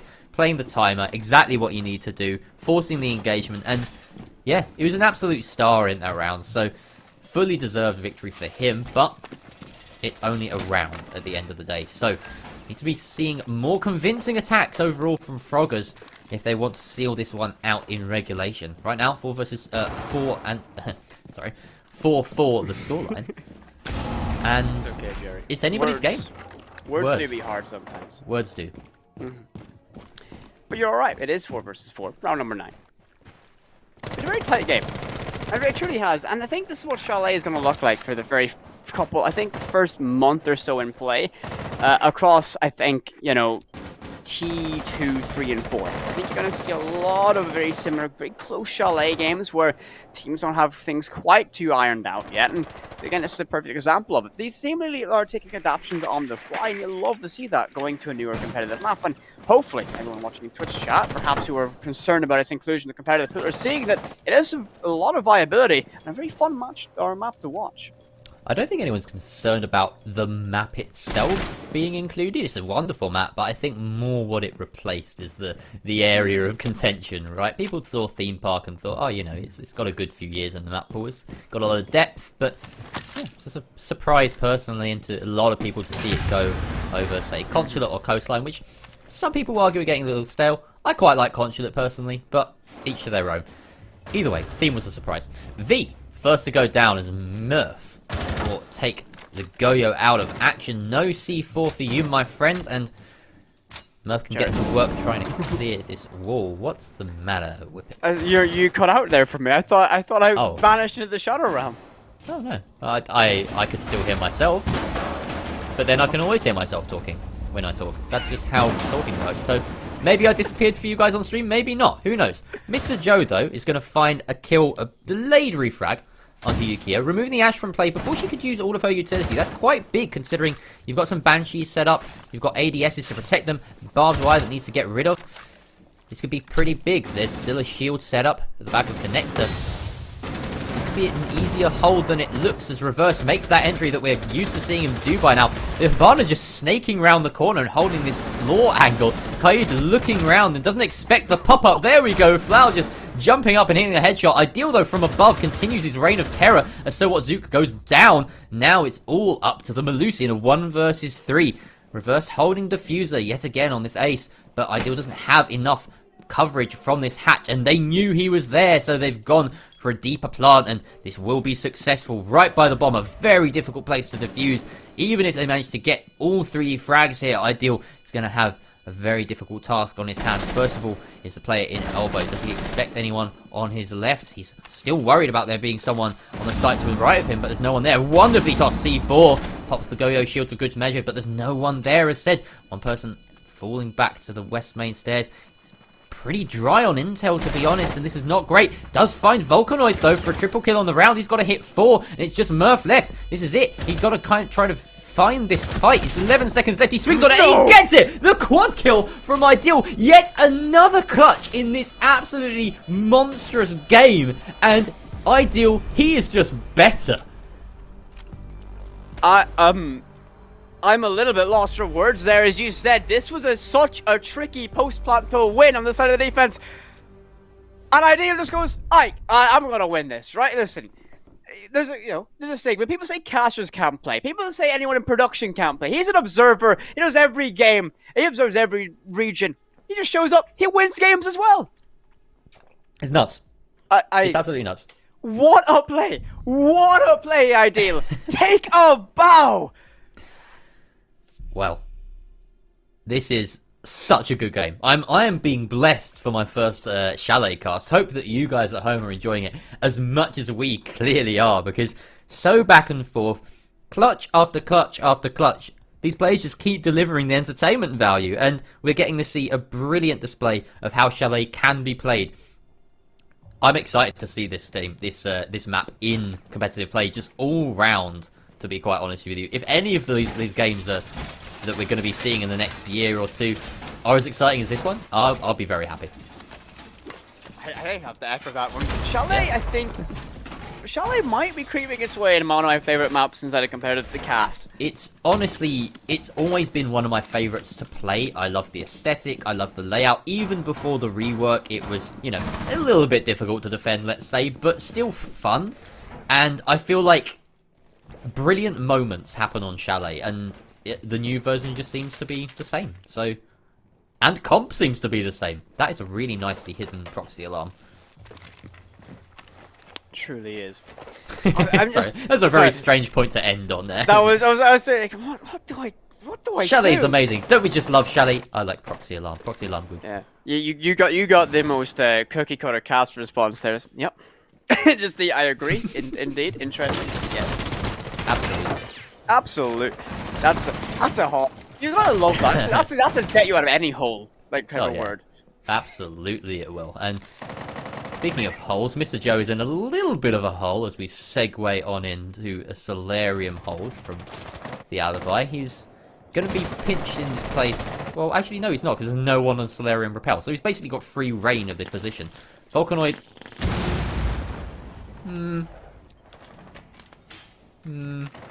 Just a little bit of a miss there. I may have looked away for a brief second. What I don't worry. You missed Volcanoid missing a frag grenade. No! It just kind of broke me. I couldn't handle it. Is this like the type of one where BC would be very unhappy? Yeah, it was a kind of like Yana.exe has left the building moment. Reverse, though, he's in the building. Very much proving a point he's in the building, because Ideal is now off the board. The man of the hour in the previous round dies by Peppa Pig window. What a way to go. That's going to be the advantage sitting with Froggers, and they look to make it even more, as So What on a very well thought out vertical angle to hold the main door. Gets himself reduced to around 20 HP. A bomb that's going to be uncomfortable as this round continues to play out, but this player on piano is so important right now. That shield acts as great cover, and there is a volumetric display of that Alibi up there. I hate that I know that's called a volumetric display. Wow, that's a Why? word. Why? Of all the words I decided to bring out, that was one. But there is one of those Yep, there's a hologram there. That's going to make it a bit of a psychological warfare trick. Is so what? Is going to look for a fight here. Vulcanoid should be able to get one on the V. As Fluid gets another one on his Ord. Now in a 5 versus 2. Frogger's looking absolutely insane in this round so far. It's going to be a very easy lockout unless the defenders have something to say about it. The bomb's been spotted out. The team's there from those holograms, and that's going to be Yukio getting another kill. That's going to be so what off the board. It's all now down to the sole survivor, Mr. Joe himself. He's got the MX4 and Storm in hand. What work can he do? Well, nothing. As Vulcanoid comes from behind and she is able to shut down Mr. Joe and gets the victory for Froggers, who once again find our matchup tied up 5 rounds apiece. I was thinking suspicion. Overtime maybe needed to separate these teams.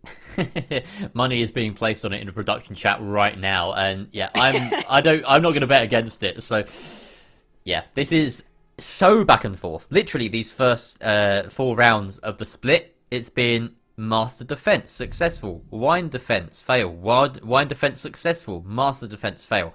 So you really can't judge this. There's absolutely no way of reading how the rest of this will go. We're going to see Master Bedroom again. We'll probably see Wine Cellar again. I doubt we're going to see Bar Gaming unless Princesses win here and really want to keep Froggers on their toes. I feel like that would be a kind of power play, but they don't need to. They could just go to their sort of preferred site, and I think on a newer map it's very unlikely that we'll see a kind of, you know, tertiary curveball, shall we say.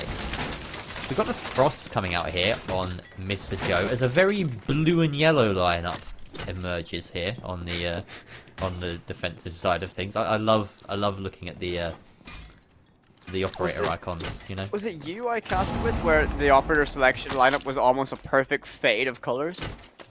I've had like rainbows before. I don't know if I've had like a big fade before. That's a very nice electric wall. Very difficult to remove from beneath because you've got the hard sink. And yeah, with no proximity EMP. alarm. Yeah. Oh, this is all about the good proximity alarms. That's the order of the day. Hide them in bushes, hide them in tissue packets, wherever you want, you know. I mean, no, that's just a tissue packet, Jerry. There's no proxy alarm there. Are you seeing proxy alarms where there's no proxy alarms? You know what? I'm gonna go downstairs. I'm gonna see the tissue box on my table and be like, "Don't go near it. It beeps." Listen, if it beeps, I'd be calling the authorities if your tissue box is beeping, Jerry. Don't tissue boxes usually beep? No. But tell you what else isn't going to be successful. Those frost mats that got deployed. That's one segue. I had to get us away from beeping tissue boxes, Jerry. I had to do it.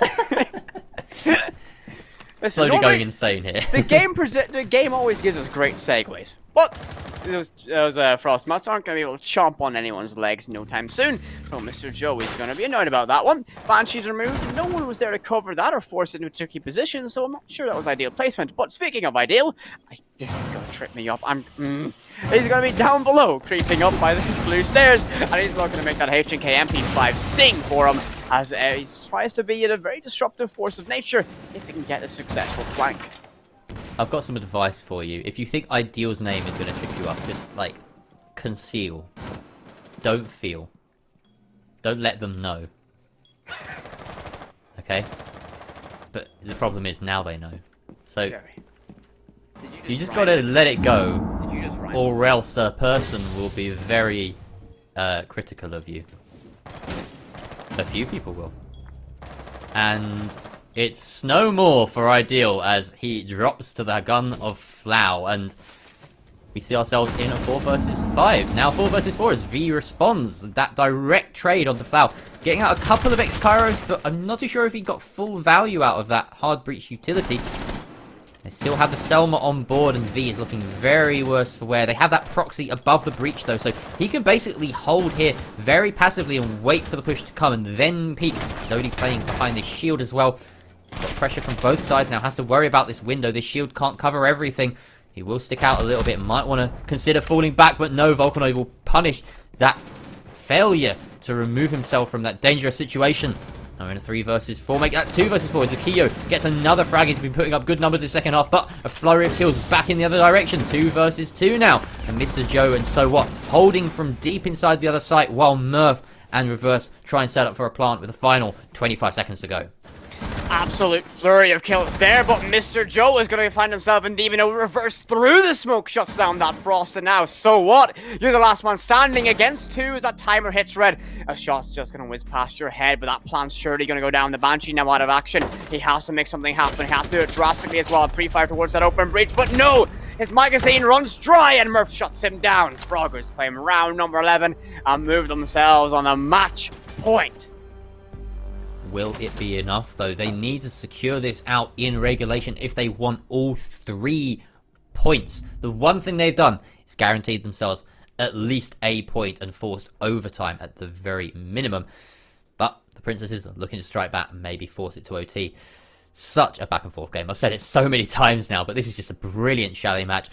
That push was somewhat stunted early on by the early frag that Princesses managed to find, but I think the positioning is really what won the Froggers that game, or that round rather. Managing to get someone onto piano window to unseat the Wamai was absolutely essential. And I mean, it's not difficult to get yourself out there. It's just a hop, skip, and a jump through a window and onto the balcony to take up that position. But understanding that you need to sort of gradually peel back the layers of this onion and force defenders out of range of the default plant spot, it's, you know, it's Siege fundamentals, right? It's nothing new. It's not unique to Chalet, but the way that it was done was very pretty from Froggers. They did good. They done a good. They did. They very much. They peeled every layer of that onion back and took a massive chomp out of it to be able to close out that round and get themselves to a match point. And that's good. As now we go down to the basement for a defensive Princesses. Round number 12, the last of regulation. So, Princesses, can they win this and force their hands into our second overtime of the evening and guarantee themselves some points, or guarantee both teams some points? Electric Claw's in play again, and that hatch is going to be an area of contention perhaps for Princesses. They almost got burned by it last time, so commitment of an Electric Claw there as well. Make sure it's going to be a difficult thing to break down. We got the Mute Jammer and the Electro Claw. And Bandit Batteries. There's so much wall denial across the board. And it's just a case of what's invested where for the defense of Princesses. It's going to be a very difficult nut to crack for Froggers. But if they do manage to open those walls, there's kind of limited stall utility, right? You've got the Banshees, and that's about it. There's no Goyo, there's no any sort of like trap operators, no shields being brought either. So it's basically just the Banshees that you need to worry about once you've got these walls open, and that might be a problem. So depending on how this early round goes will really set the pace for the rest of it. If Froggers can effectively clear the correct utility, make sure that they coordinate and chew their way through the ADSs that is protecting these Bandit Batteries on these walls, then they may well have a chance here. Looks like one is successful and they've managed to open up the entry for Boiler Push. No. But Murph spraying wildly. Oh, no! It's a comedy of errors on the side of Froggers as they hit 2 team kills in a second. And now it's really looking like Princesses might shut this out and go to OT. The entry comes in from Ukiyo. He just has to go for frags, frustrated and shut down immediately by Mr. Joe. Oh, Zodi takes down one and a second. Reverse just couldn't land his shots, and that was over before it started. I honestly can't quite believe my eyes. That was a series of the most unfortunate events. The team kill, the grenade dropped at the hands of Yana. Oh well, that is all she wrote for that round. That early advantage and not a single defender gun got a taste of action. As now, due to that, series of misfortunate moments, we now find ourselves in overtime.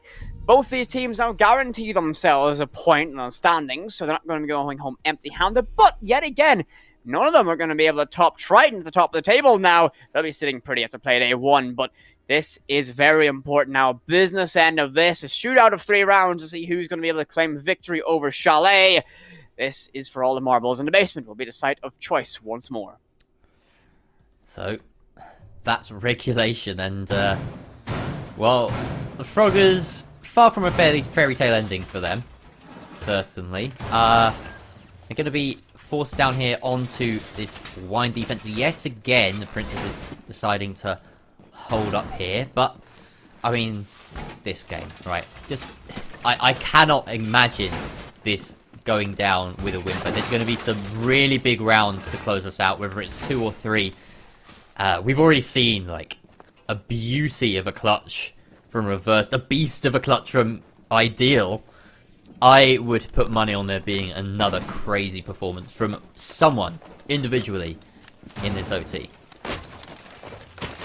There's a lot of names that I really think could absolutely go nuclear for their sides, and Ideal is one of them. He's been absolutely fantastic so far. Just look at that. 18-8.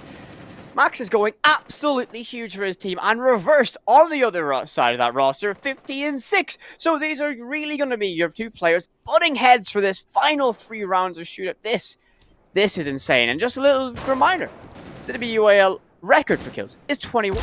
Are any of these players going to be able to break that now? They have 3 rounds to do so. So this is going to be an interesting 3 rounds, as now we see the entryway seemingly stunted by the presence inside of Trophy. They're waiting, being very passive and Ideal, tucking his barrel around this doorway to keep himself undetected. He's gonna work! The Ash doesn't know! Yuki is gonna get gunned down, left in DBNO, but finished off by Ideal. He's gonna get a second one, yes he is! And that's too early for the Jaeger. He's gonna get traded out, but the damage has already been done. Murph finds that kill, but it's too late. It's 4 versus 3, advantage held by the defensive side of Princesses. First game of the season, Ideal has already cracked the 20 frags in a map, and he's 1 off the record. There's going to be another round after this one. I wouldn't write him off holding that by the end of the day, but we've got a round on our hands here. Frogger's still this man behind that early roam, working perfectly for Princesses. Now, they're short a hard breach and a soft breach. Volcanoid trying to send in this hologram, but that jammer forcing him to think twice about running on in.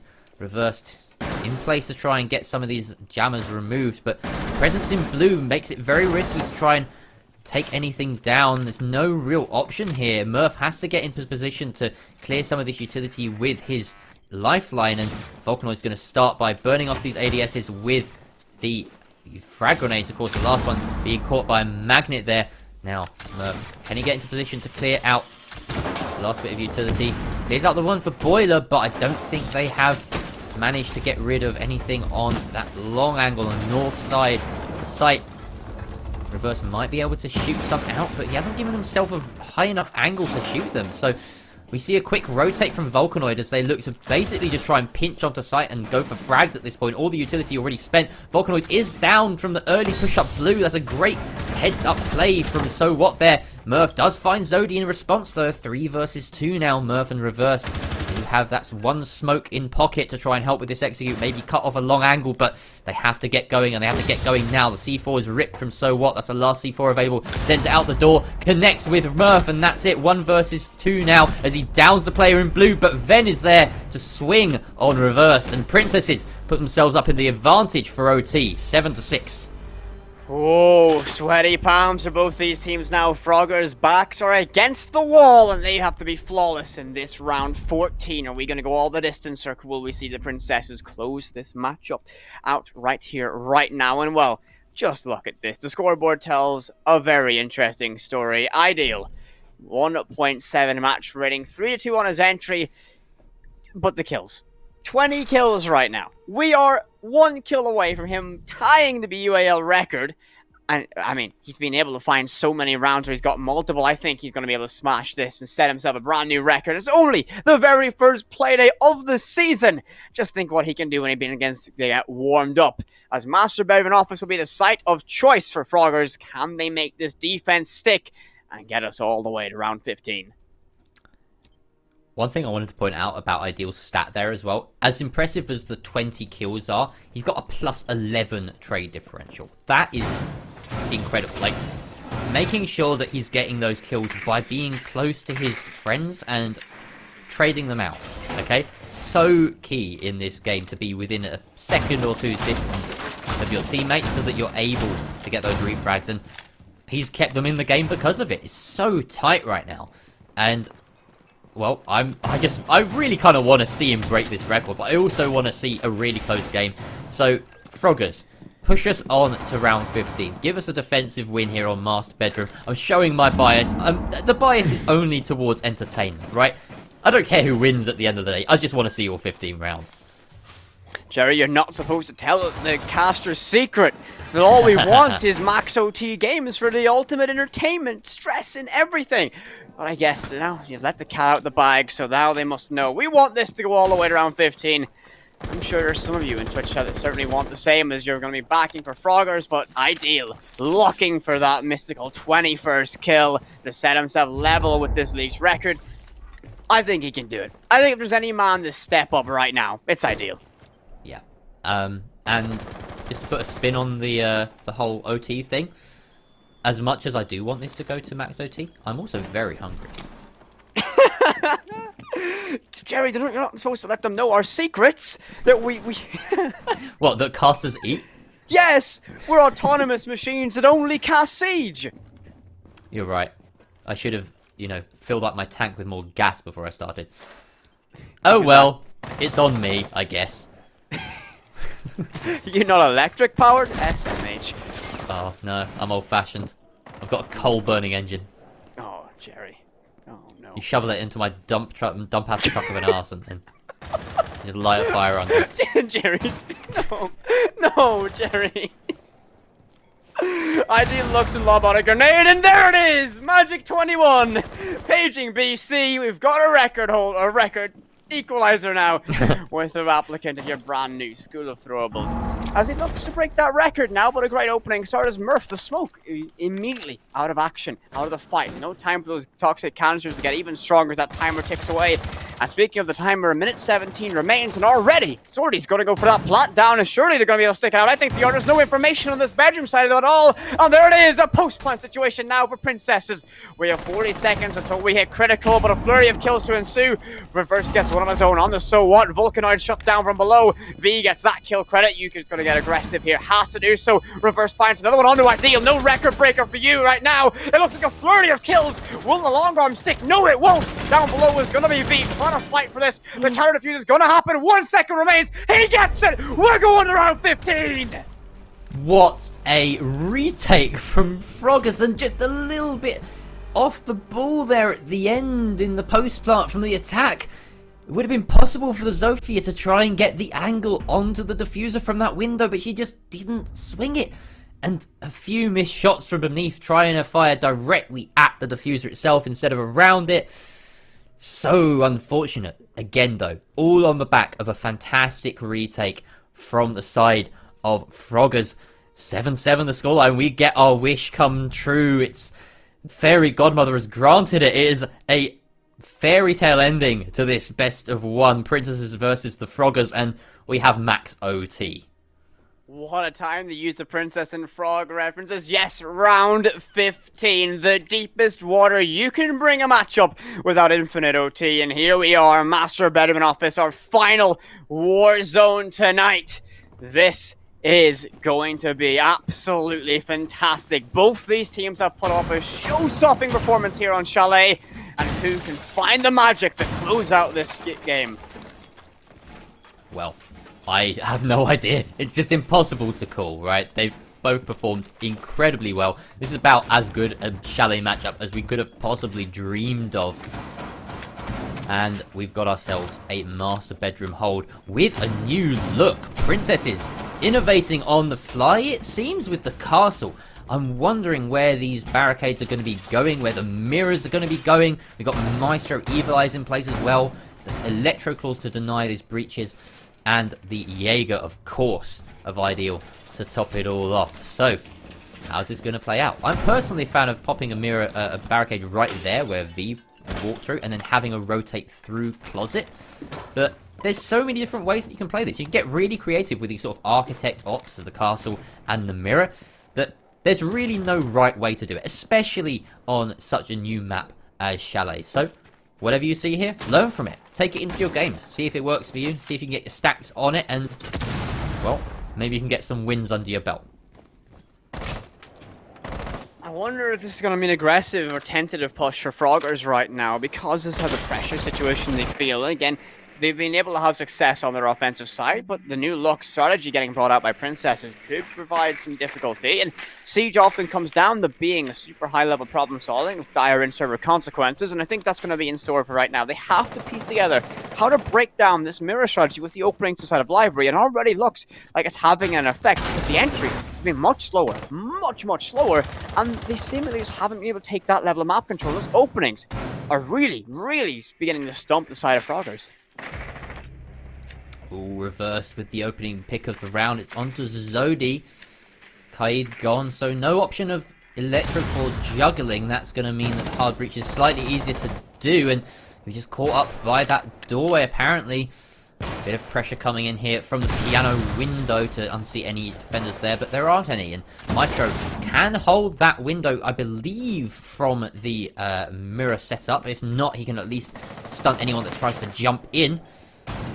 Mainly that mirror is going to deter anyone coming down the long hallway, though. So basically, Froggers have very few options here because of the mirror setup. They have to approach it from a different direction, and that's exactly what they do. You know, you can see that there's no one bothering with Library presence right now. Trying to open up this wall, and Ideal will find the 22nd kill around. He breaks the record, ladies and gentlemen, but they're still around ahead of us. 4 versus 4, and an entryway towards default has been made by those Selma charges. Mr. Joe deciding to back away as he lets the timer tick down. We're going to see a very fiery end to this best of one. 40 seconds remain, and some shots still opening past that breach by K9, but this is going to be the business end of a round now. 30 seconds remaining, they've got to make an entryway. Froggers find themselves pinned into a corner, as Ideal's going to be able to get even more. His second in the round. He looks to be aggressive, I'd imagine, and this Selma hasn't worked out as planned, as Ideal finds number 3, looks for number 4, and he gets it! An ace on the board, will he be able to find it? Murph by the way, K9, window goes inside the box, and the ace is there! Will he get it? Yes, he does! Ideal with an ace, not only to win the round, but absolutely smash the kill record. Max OT, and it was Max's OT. The ace on the final round to top off an incredible performance from the man. 26, I believe, in total. What a map from this man. That was nuts. Absolutely stellar performance. I cannot believe what we just witnessed. It was he got the 22nd kill. It was we got the record, but I did not expect him to go.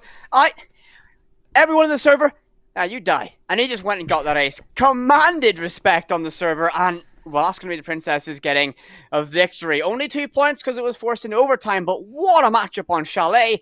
And for everyone, if this is your introduction to the map, what a way to have it. Yep, that was just something else. And commiserations to the Froggers. Your heart goes out to them. There's some recompense in the fact that it's an OT win, so they get the 1 point for making it to OT. The Princesses, that will feel so satisfying, even though they only get 2 points from the Playday, and they're sitting behind Team Triton, who managed to get that 7-3 earlier on.